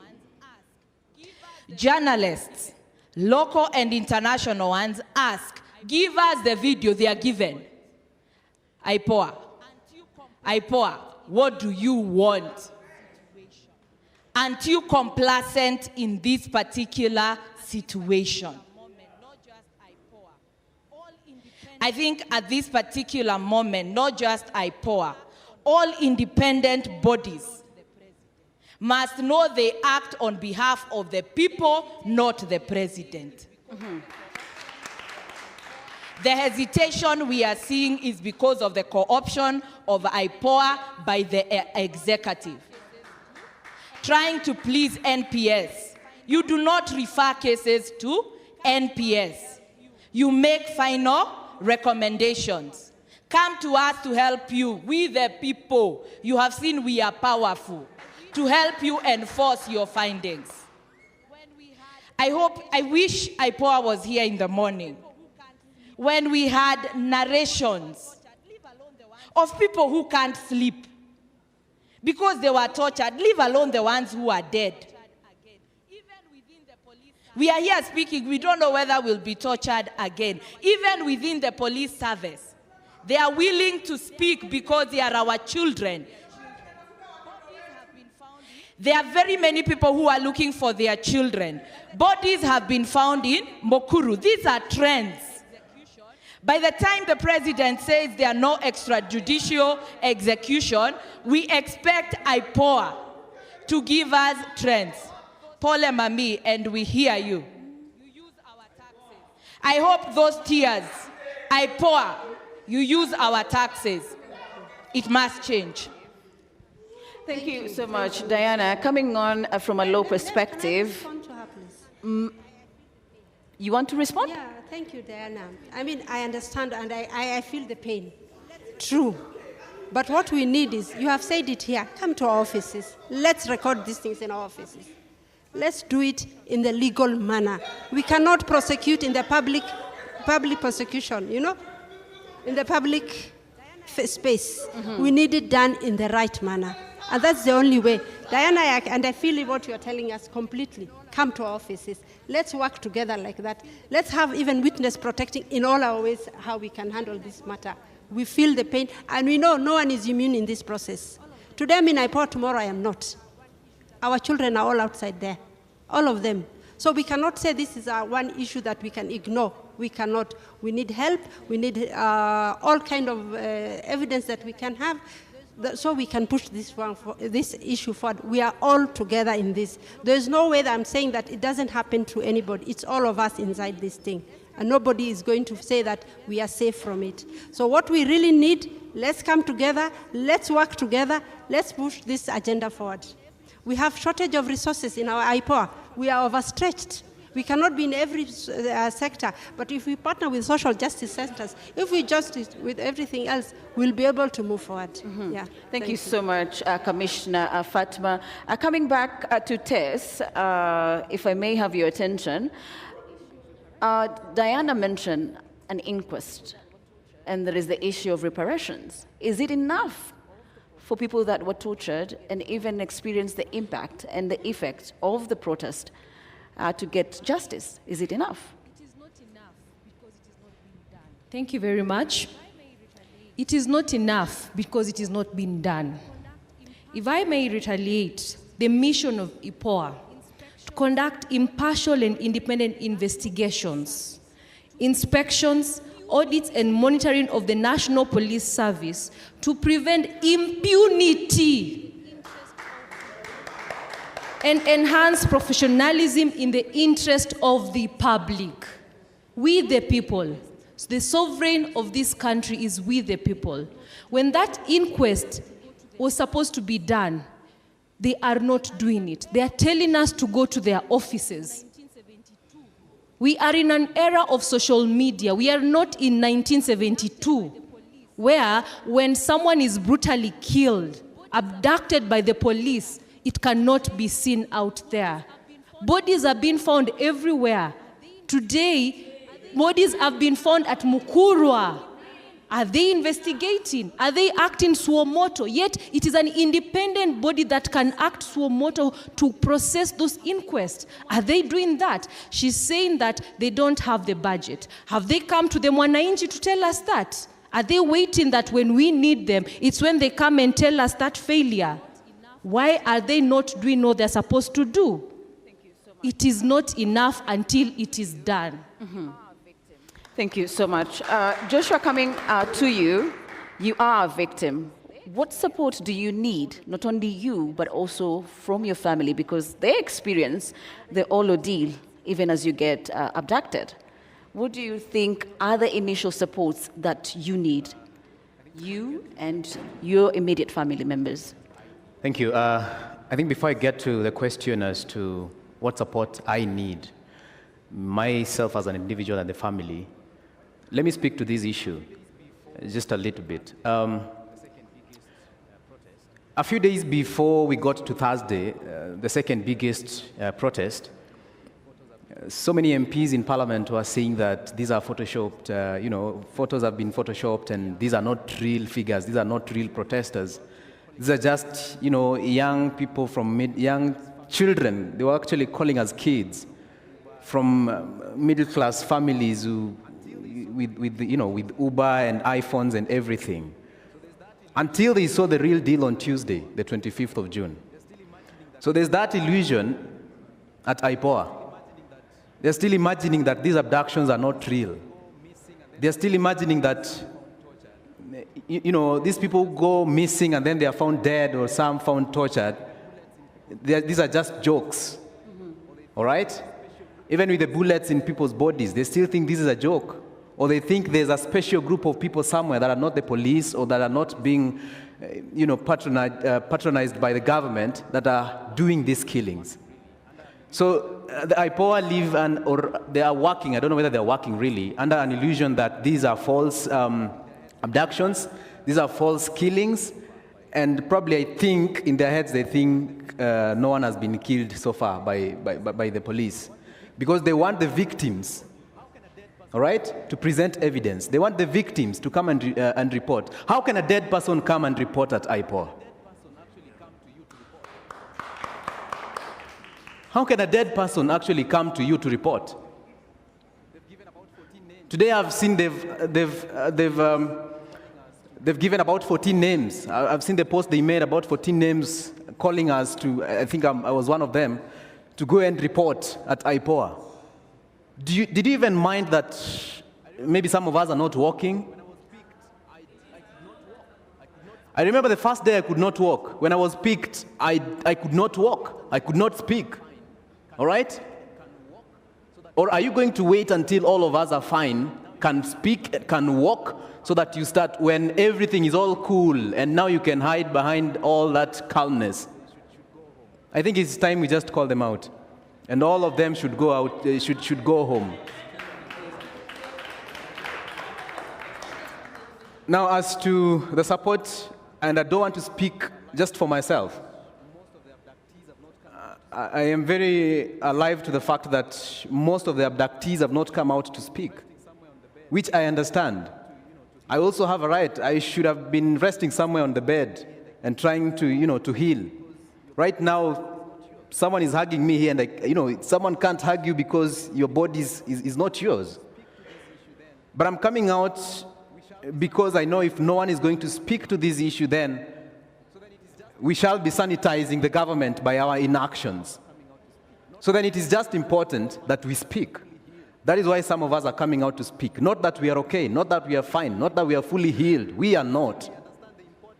But because we want this in the heat of passion, when still we understand the importance of all these slogans we've been chanting, we have to come out. I am under the care of 2 people currently. And every once in a while they come to check on me. Sometimes I shout in the night.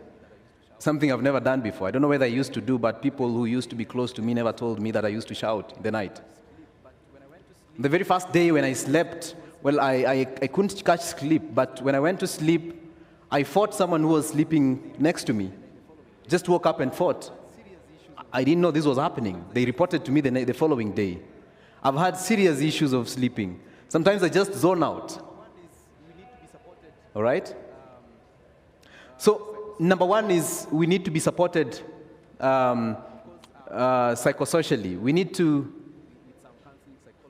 of course, I've started conversations with some counseling psychologists, but I don't think all the abductees have a pleasure of getting such people.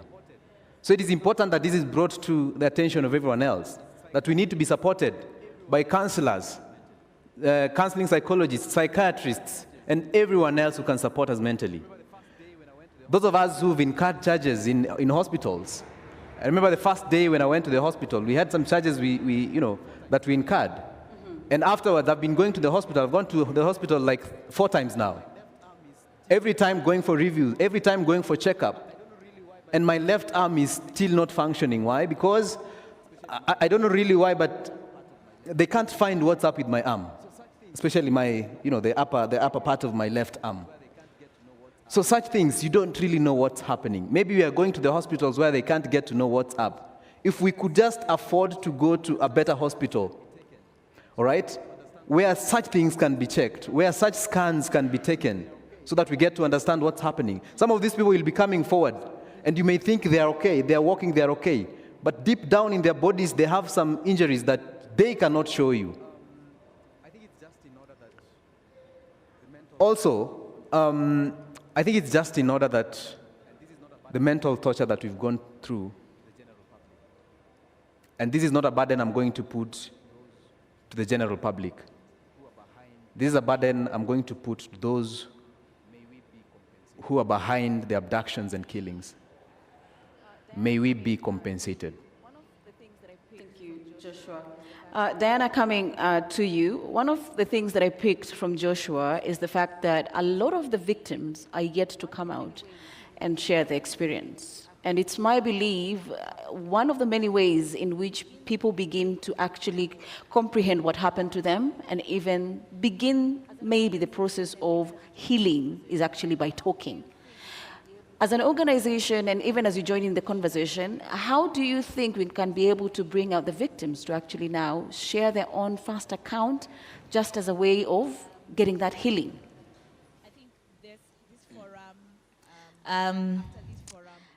I think this forum, after this forum, we are going to see many more people speak. Because one, my experience with all these processes of extreme violence, torture over the years is people self-alienate immediately. You can't believe what happened to you. And most of the time, remember, most of them were abducted and they were blindfolded. You felt so alone. So you want to stay there. But listening to one account, so for the victims who've come today and shared their account, they have opened the door for many more to start speaking. But we will organize as many sessions of solidarity, of counseling, of listening to every victim wherever they are. And allow me to acknowledge, I don't know your name, Mami, but we feel your pain. Tabitha, We feel your pain. Tabitha clearly is looking for her child who has been missing and took part in the peaceful protest. You can see her pain. There are very many parents whose children are missing. They don't know where to search, but you can't silence a mother who does not know where their child is. So the more we keep speaking and spotlighting these stories, we will create avenues for that. And I'm aware the social justice working group, police reform working group are creating all these spaces, and we hope we can reach out to the professional counselors group to take on this particular issue. But allow me to urge the member from IPOA. The act is very clear. IPOA acts first on its own motion. Secondly, when a complaint is filed. Please read the mood. Read the mood of the country. It is time to act on your own motion. IPOA has expansive powers to take over any investigations around the service. They have powers to summon the IG, summon Bungei. How many bullets did you shoot? Give us the records. You have more privilege and power than any victim will ever have. And please do not go to another space and tell us to come to your office. We are taking victims to counseling rooms. We are taking them to hospitals. We can't be taking them to IPOA as well. Please, IPOA in the past, particularly during the 2017 violence in Nairobi, in Migori, in Kisumu, gave us daily updates. Gave us daily updates of police killings, of people who are missing, of enforced disappearances. We relied on their data to infer the trends. Surely, budgets may have been slashed, technology has grown. Organizations working in this sector, including the Law Society, they have data. Reach out, cooperate. Please, you have a place in ensuring that women like Tabitha get justice and their burden is lighter. Allow me to pause there. My world is the budget. Thank you so much, Diana, for that. If you may pick up the microphone, Commissioner Fatma, kindly, whatever Diana has brought out, you may answer as you put forward your closing remarks. The mic, kindly, the mic is not on. Thank you, Diana. I've heard you very clearly, and the mood of the public we have had loud and clear, and we are working towards ensuring that all what we are asking is patience. And for true, I know time is not there. You're saying, no, there's no time, but time is there. Because at the end of the day, what do we want to achieve? We want to achieve justice. We want to achieve the person who is responsible, even if it's going to be the IG, and definitely it will be the IG who will be held accountable. That's a must. It will take place. Maybe it might not take place today, but it will. That is want to assure the public that we conduct very credible investigation, watertight. We want when you take to the DPP, he doesn't return it back to us. He doesn't say, oh, go fill this gap, go fill this gap. We will come to your spaces. Please open up to us. When we come looking for you, don't hide yourself. Don't say, no, I'm not going to take. And we want to assure you very clearly that for sure, we will protect your identities in terms of witnesses. I know you're saying victims are dead, they can't speak, but they have relatives. They have, and we don't want to have dead people, to be honest. We are looking for a process that we all inclusive. You all support IPOA. IPOA needs the public support. in terms of getting funding, in terms of getting all the issues that are needed for us to ensure that justice is served. It will be served. Daily updates, we find like that if you release everyday statements, people will like, this is too much now. But we give you, since these protests have started, we have been releasing quarterly. I mean, every other week we've been saying, these are the number of cases we have. Up to our record, we have up to 39 dead. There could be more. We're asking for more space, for more information. We will come to you. If you feel that you cannot come to our office, Diana, we are ready to come to your to the social justice centers. We have our working MOU with LSK, very clear. We have signed one so that we can cooperate. We are looking for cooperation with members of the public. We are looking with cooperation for any institution, civil society. We have gone to Bunge ourselves, asking for more funds, more powers, because we are very limited. You're saying we have powers, yes, but it's up to a certain limit. We hand over the files to National Police Service Commission for disciplinary. We hand over the files to the Director of Public Prosecution to prosecute. Then he's the one to take it to the judges. But if we can have it ourselves, those prosecutorial powers, you'll tell me, okay, what else are you reading for? You go direct to the judges. Judicial inquest of inquiry, we've asked for it from the time of the Rivayala bodies that happened. We have not kept quiet, and we are not sleeping on the job. What we need is cooperation from the public. We want patience from the public.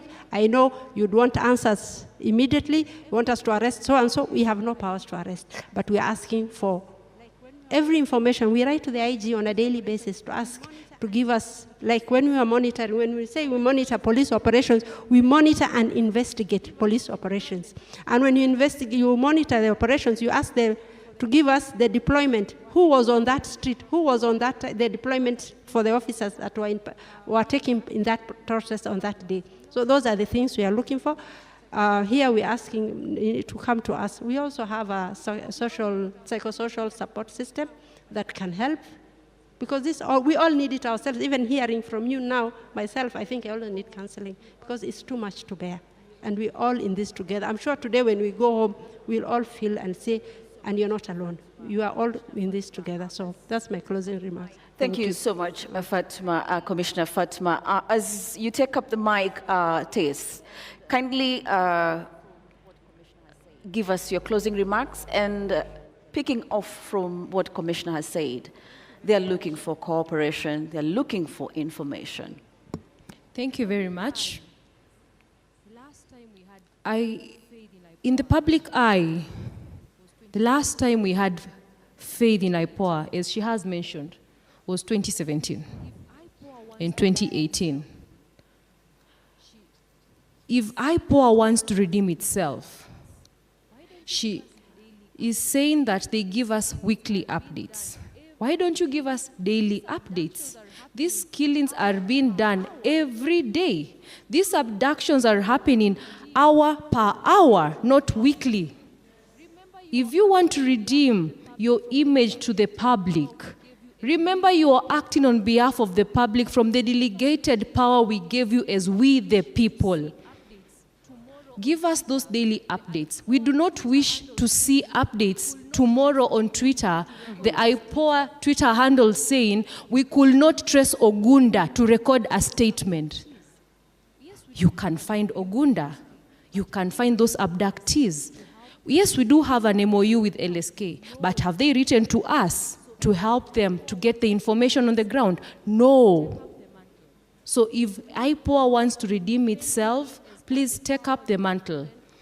Do your work independently as per the powers you've been given by the people of the Republic of Kenya through the IPOA Act. Go on the ground, investigate, get to know. And I'm sure once we start seeing you on the ground, we will willingly come, restore your image, and we will willingly cooperate, because we want, as we are saying, we do not want dialogue. We want action. We are tired of dialogue. We want action. If we start seeing action tomorrow, all of us will flock at IPOA's office. All of us, myself included, because we have been victims as well. We've been followed by plainclothes police. We don't even know who they are. But if I go and nothing is being done, so that is what we are asking. Just do the the work, and as Kenyans, we will cooperate. My final submissions. I'm speaking as an advocate and also as a member of the Republic of Kenya. And as we want to ask Dr. Ruto, the president, as you go to bed tonight, remember the words of J.F. Kennedy. It is not about what your country will do for you. It is about what you will do for your country. And realize what the people of the Kenya are saying is what we want it done. It is not about you, it is about the people of this country. Thank you. Thank you so much, Tess. Before we come to you, Joshua, for your closing remarks, I'm meant to understand there are some burning questions from the audience. If we could get brief questions, briefly state who you are and your question, and then we could get the ball rolling. And to whom is that particular question directed to? So, yes, Mama, let's begin with you. Okay. Majina zangu naitwa Tabitha Wanjiru Kailo. I'm looking for my son. Sijui kwenye yako. Simu imekuwa mteja from date 18. That's the last time we talked to him. Na juu ya hii mambo iko, I was calling kumwambia kuongea kuhusu maandamano. Na ndio nikapata mtoto wangu hayuko ako mteja. From that time nimekuwa nikizunguka. Nimeenda hospitali zote zenye ziko around, alikuwa na Kamweki. Nimeenda hospitali zote, nimeenda mortuary, nimeenda police station. Na to make the matter worse, ile kitu inaniuma, nimereport. Na nimereport Kasarani police station. Hakuna usaidizi yoyote unapewa. As a Kenyan, nafaa kufanya nini? Kama mzazi wa Mwangi, nafaa kufanya nini mimi? Cause ile kitu nafaa kufuata, ile njia nafaa kufuata ya kwenda kureport a missing child umefanya. Unaenda unapata police amekaa na unamwambia mtoto wako amekosekana for this time na umereport na hakuna kitu anakusaidia nayo. Anakuambia kuna data inafaa kutoka kwa Safaricom. You never know. Haujai kuwa in that scene again. Hujui utaenda wapi, hujui utaanza wapi, hujui utamalizia wapi. You can imagine hizo masiku zote unalala, unaamuka, unaenda kutafuta mtoto wako. Unaenda hospitali, unaenda mpaka unaanza kuamsha wale watu wenye wako wamelala wamejifunika. Uone kama mtoto wako alipatwa na shida yote ama aliumia kwa maandamano, ako kwa hospitali. You can imagine venye tunaenda through. Familia, kila mtu ako kwa pande yake, ingine pande yake akitafuta mtoto. Na kuna government. Kuna ile kitu unafaa kufuata. Kuna wale watu wanafaa kutafuta missing person. Kuna data, kuna technology. How can sasa utaenda ukitafuta, unaenda ukiangalia everybody. Unaangalia kama huyo ni mtoto wako. Utafanya nini? Ukienda kwa police station anakuangalia hakushughulikii, unatafuta njia zenye anaweza kukusaidia nazo, anakuambia hana gari ya kwenda sijui kuangalia nini, utoe sasa ni utafute pesa umpe. What is this? Kenya, makosa yetu ni nini? Makosa yangu kama mama ni nini? Makosa ya mtoto wangu ni nini? Ni kuwa tu Mkenya. Nini alifanya mbaya? Kutokelezea kwa barabara kama alikuwa ametokelezea kwa barabara. Alifanya makosa gani? Na ni light yake. Ukiona mahali unafinyika as a Kenyan kuna light ya kuandamana. Mimi Joseph Mwangi Kailo, mimi mzazi, kwa nini napitishiwa uchungu kama huyo nikiwa mzazi? Tukiwa familia, kwa nini tunapitishiwa uchungu kama hiyo? Kwa nini? Sisi tunafaa kuwa tumesaidiwa. My question is, na zizo na direct to wakubwa wa Kenya hii. Kama ni mtoto wa Ruto angekuwa amepotea, all those days angekuwa saizi amepatikana. Juu kuna venye data zenye zinafaa kutumiwa apatikane. Lakini juu ni mtoto wa maskini, na lakini ni maskini Mkenya, ama Kenyan by niko na national ID ya Kenya. Mtoto wangu ako national ID ya Kenya. Cause yeye ni mtoto wa Kenya, anafaa kutafutwa kama venye wa Ruto anafaa kutafutwa. Kama wale wakubwa wengine, mtoto wangu anafaa kutafutwa in the same venye anafaa kutafutwa. Hakuna Mkenya mdogo, hakuna Mkenya mkubwa. Maisha ni maisha. Mimi mtoto wa Ruto hawezi kuwa mtoto wangu. Mwangi wangu hawezi kuwa wa Ruto. So I'm looking for justice for my son. Nitafutiwe mtoto wangu, nipewe mtoto wangu, nipewe mtoto wangu. Hiyo ndio uchungu yenye niko nayo kama mama. Thank you so much, Tabitha. There she is seeking, of course, her son Mwangi. And of course, from LSK, would like you to answer where she would get help, and from IPOA, if you could. But let's take a round of other questions. Yes, the guy there next. Please make it brief. Good afternoon. I'm Edwin Deda from Kibra, and I want to go on record as the person who rescued Frank Okoth, who was feared dead.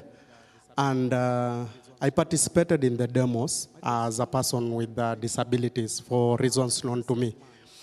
My question to IPOA, this young man, as we talk, though he's in a quite stable condition, he still has wounds of 6 bullets. And with not trying to tell you how much harm those bullets has caused him, such families do not even have access to justice. So you find someone like me, I have to come to avenues like these ones so that I can also amplify their voices. So my question to IPOA is, because part of his life, or 70% of his life, has been disoriented, how are you going to help this young man who in the first place was feared dead, and the reason is because his relatives is taking the fingerprints? So when the police do their scans, they don't find him on record, and the country is saying he's dead, yet he is not. How are you coming to also make sure that he's not only protected, but is also able to acquire all those documents that were part of the reason as to why he was on the street?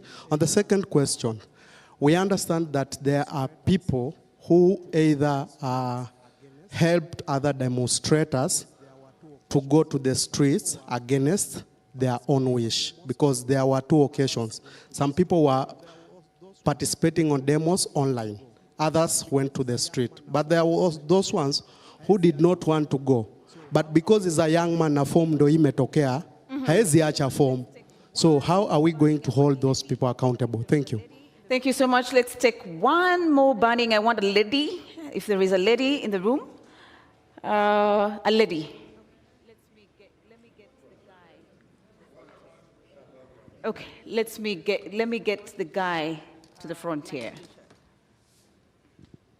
The one in blue, light blue shirt. Thank you. Thank you so much. This one. This one. Thank you. Thank you so much. My name is Lerionka Tupunya Sunkuli. First and foremost, I'd like to say I'm very sorry to the mother who was just announced the loss of his son. And it's so much unfortunate. In our community, we are not supposed to shed tears because I'm a Maasai. But that mother has actually treated it bad when I see it's like my mother who is looking for me. Put on that shoe of that mother who is announcing the loss of her son. It is very, very painful.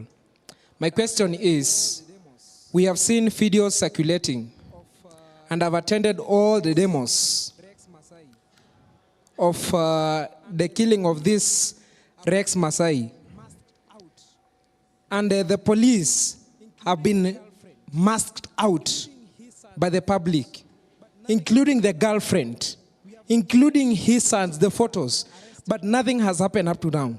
We have not even seen that police officer arrested. And we are here complaining that IPOA is doing something. It is totally doing nothing.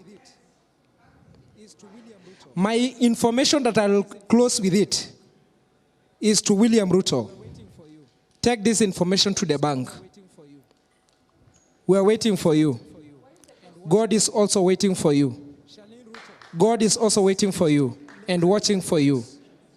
Charlene Ruto, please stop lecturing the youths. We have never seen any daughter or any son of a president coming to speak for the youth. Who are you? Go and nurse your injuries there. Thank you. Kindly, if you could just pass the mic here. Thank you. Please, let's make the questions precise, Yes. to the point, because we're running out of time. Please, if you may.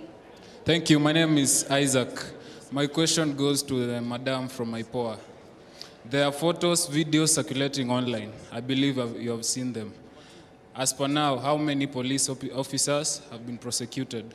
Number two, last year during Azimio demos, very many people were killed.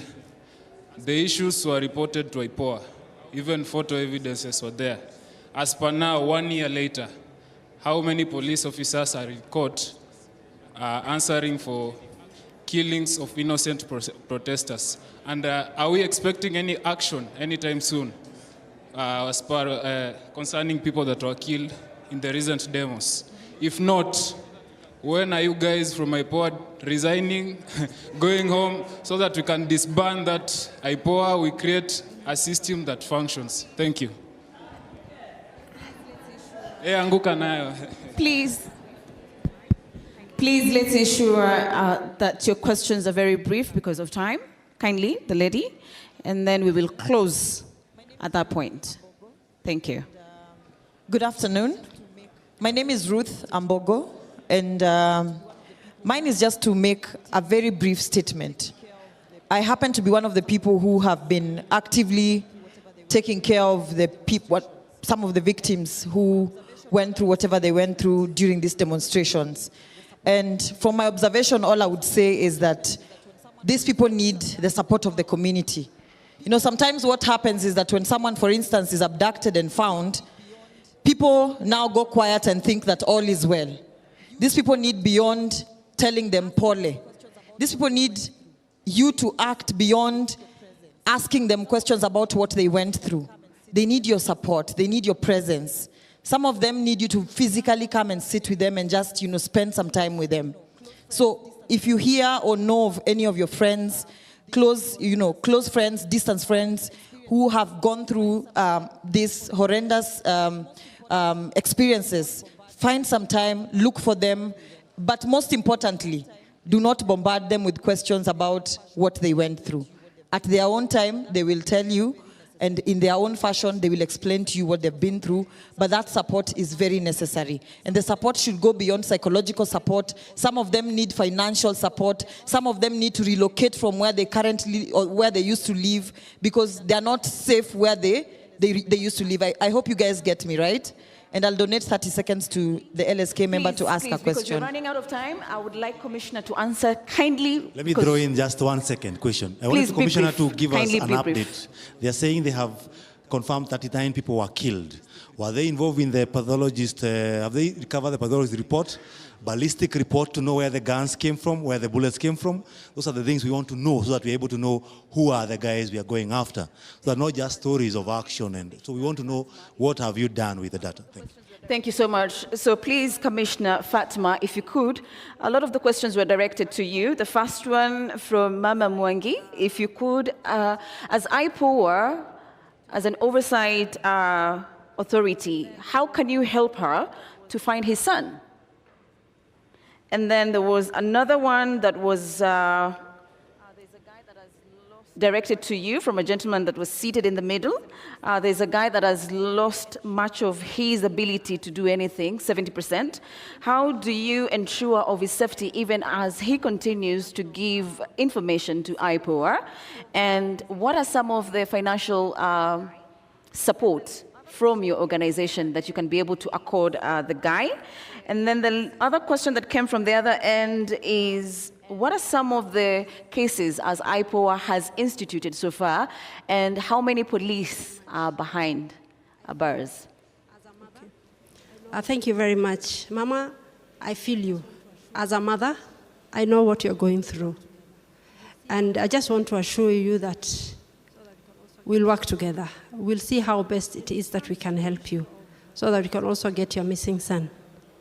When it comes to the issue of Rex Masai, we have reviewed the clips, the CCTV cameras, and we find the suspect is still at large. We have done post-mortem, we were there. We are looking at the ballistics. You know, we don't even have labs to check on this ballistics. We rely on DCI. That's also another shortcoming that we have. So when we get DCI examining the same ballistics that they are using, it becomes a bit difficult. That is why during the task force of the Maraga, we recommended that the DCI forensic lab gets out of the DCI. It becomes independent. Those are the part of the reforms that we need as a country. That way we'll be able to analyze. So when we attend, we are not able to get ballistics. It becomes very difficult. What we're in the process and seeing how best. We have written letters to the IG to ensure that we get the correct number of details of what is missing in our report. In fact, the case of Rex Masai, we are almost closing in. And at the end of the day, I want to assure members of the public, we will get justice for Rex and all the 39 or 40 members who died of this Kenyan Republic. Postmortems we have attended. We are recording statements. At the end of the day, we'll assure you that we'll have justice. I think that's where I want to leave it at. Thank you so much, Commissioner Fatma. LSK, be brief in terms of what are the helps that you can be able to give in relation to Thabita, who is seeking her son. Thank you very much. My mother, it is unfortunate that for the past 2 weeks, you have not been able to sleep because you don't know where your son is. In law, we have a recourse of habeas application. After this, we'll be able to come and get in touch with you, and we get all the details, and we proceed to file a matter on habeas application. Because, as it has been narrated, it happened during the Maandamano, and it is known it is the police who are abducting. So we are going after them in that habeas application to produce him. Thank you. Thank you so much, Tess. Let's get the closing remarks from Joshua as we wind up this session. Of course, the discussions are ongoing on Twitter, formerly now called X, so you can continue the conversation there. But Joshua, on your closing remarks, what is your call on action to the leaders that are listening and watching today? IPOA, the members of IPOA, your difference, the difference between you and CSS is just time. So, the former CSS, yeah. So please get to work. Don't be lazy. Do that which you're paid to do, because you are getting your salaries from the Kenyan people. To my fellow young people, especially those who were abducted and found alive, I would love to encourage you to come out and speak. Because if you don't speak, if you don't tell people what is really happening, what this government and the police are really perpetuating, then no one is going to know the dark side of the police and the government at large. To everyone else, do not be deluded by the two things that have been done.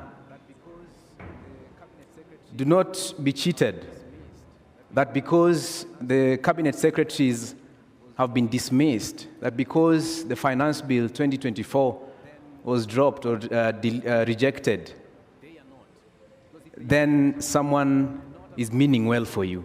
They are not. Because if they did, we would not have gotten to a point where after killings, after abductions, after torture and everything, then the perpetrators are calling for dialogue. If they wanted dialogue, that should have been done way before. If they indeed meant well for the people of Kenya, and they wanted to engage the young people and act upon their requests and demands, they should have done this. I mean, to the very latest, should have been the first Tuesday when we went to the streets. Otherwise, they waited for a second protest, a third, and a fourth for them to act and to tell you that we are going for a dialogue. It's not going to work. They have not changed. They are the same people. They are the same people, the same characters, and they will be making the same decisions. Right now, they will make something that makes you happy to make you think that they're going to change. They're not going to change. Let us heed to the call to focus on the bigger goal, which is an overhaul of this government and let them go home. Because ultimately, no condition is permanent. Ruto must go, and this is a just cause. And when the cause is just, conquer we must. Please help me say that. When the cause is just, when the cause is just, when the cause is just, when the cause is just, and indeed we shall conquer. Thank you. Thank you so much, Joshua, for that powerful closing remarks. At this point, I'd like to close. Make my closing remarks. Oh, you did? No. Oh. Thank you. Mine is twofold. One, in addition to IPOA, the NIS is also supposed to have a similar oversight body under Section 66 and 67. It has never been operationalized despite numerous court rulings. The National Intelligence Service, that's a major area. Then the second area is, and the chair of the student at KSL has clearly indicated that this revolution is being given to us with a lot of trickery and treachery. When the president rejected the finance bill, we all felt a sense of a win. But the following day, he signed something called the Appropriations Act.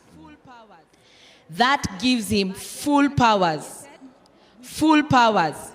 to spend the budget that he created with the wrong priorities and so on. He said he needed to do it before June. People, that is a lie. The Constitution anticipates that we can close a financial year without an Appropriations Act.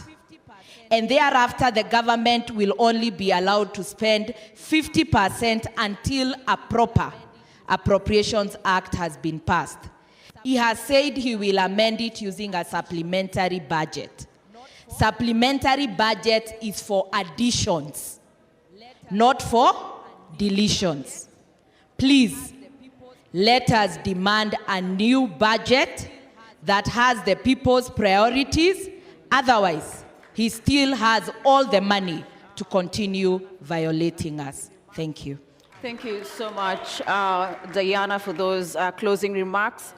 We thank you for sharing and the discussions that we've had.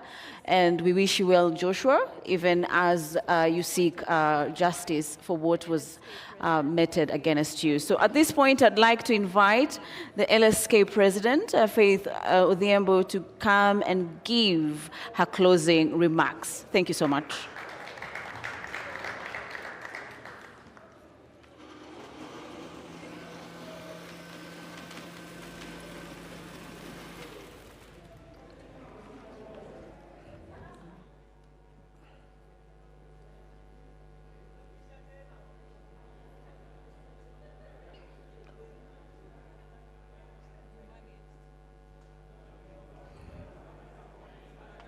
Thank you. Good job you're doing. How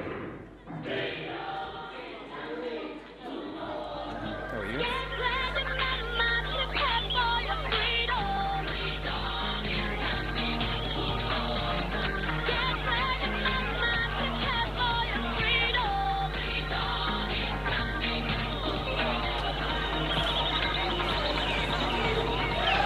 And we want to announce the Inspector General of Police has resigned.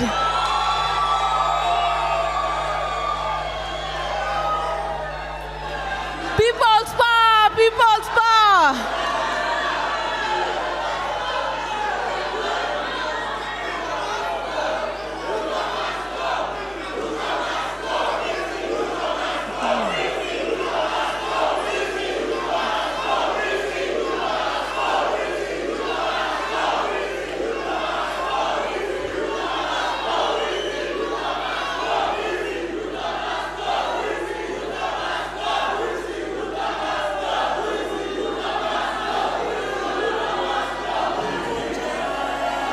As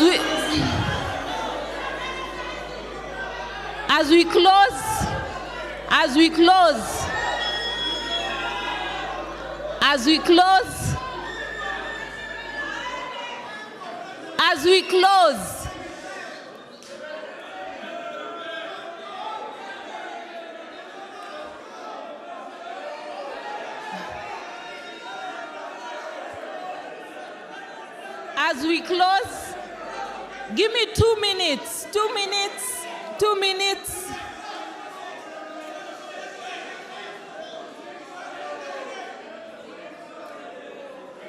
First of all, I would like to say that the JKUAT students are asking that the police to receive their petition against the murder of one of their colleagues, Denzel Omondi.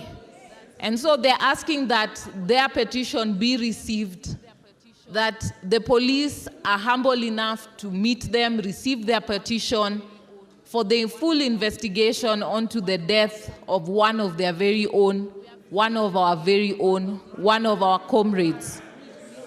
We have seen the pain of a mother who is losing, who is missing one of her children. And so these are complaints that we ask all the police agents, take your work seriously. We seek that justice not only be done, but to be seen to be done. As we end this session for today, the Citizens Assembly will continue. We will collate what we have agreed today and share them as part of the views of the Citizens Assembly. We'll be working to come closer to each and every one of you. And our motto is,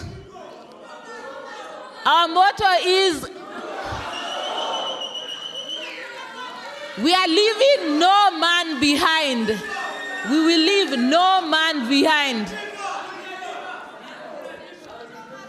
So we invite one of our very own to end this session. Wenye hawatusikii tutafanya nini? Tutaanguka nayo. Viva, comrades, viva! Viva, comrades, viva!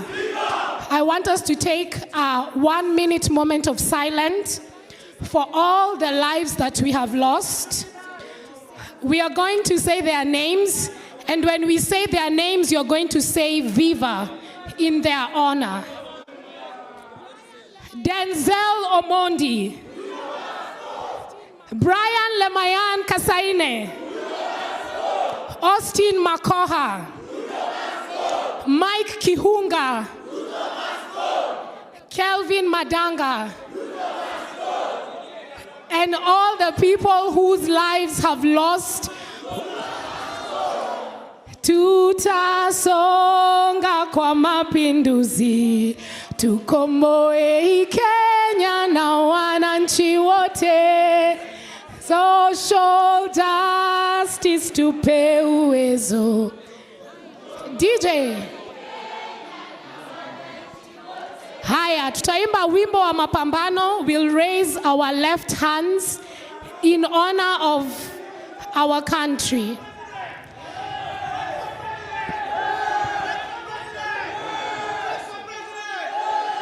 Kupigwa na kupokonywa maisha hakutatuzuia sisi wananchi kunyakua uhuru wetu na kia jasho letu na kia jasho letu.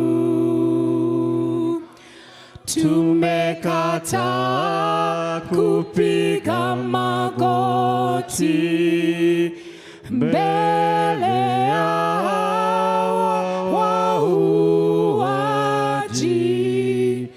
Bila shaka sisi pia ni watu utumwa tumeikataa, hali ya utumwa tumeikataa.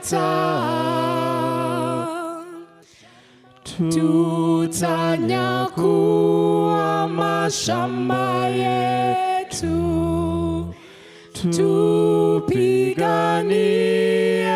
uhuru wetu, tuikomboe elimu yetu, utamaduni na viwanda vyetu, utamaduni na viwanda vyetu. Sisi hatutaki kudhulumiwa, hatutaki tena mauaji, ili kupe tuliangushe, haki na uhuru zichanue, haki na uhuru zichanue, na uhuru wetu wa Kenya, wa Kenya, uhuru wetu wa Kenya, tupiganie mashamba yetu wa Kenya, wa Kenya, mashamba yetu wa Kenya, tupinyakue na jenzi wetu wa Kenya, wa Kenya, na jenzi wetu wa Kenya,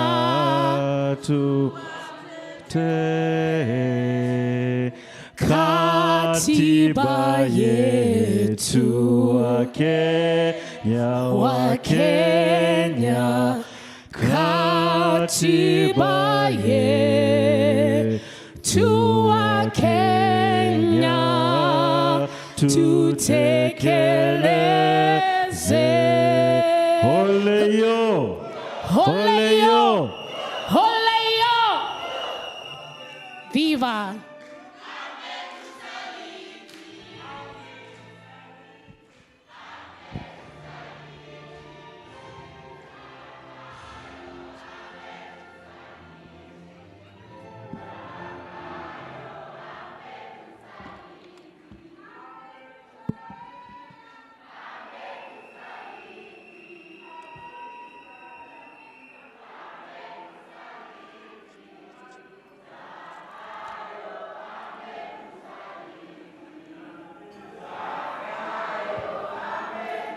Wanaibia nini?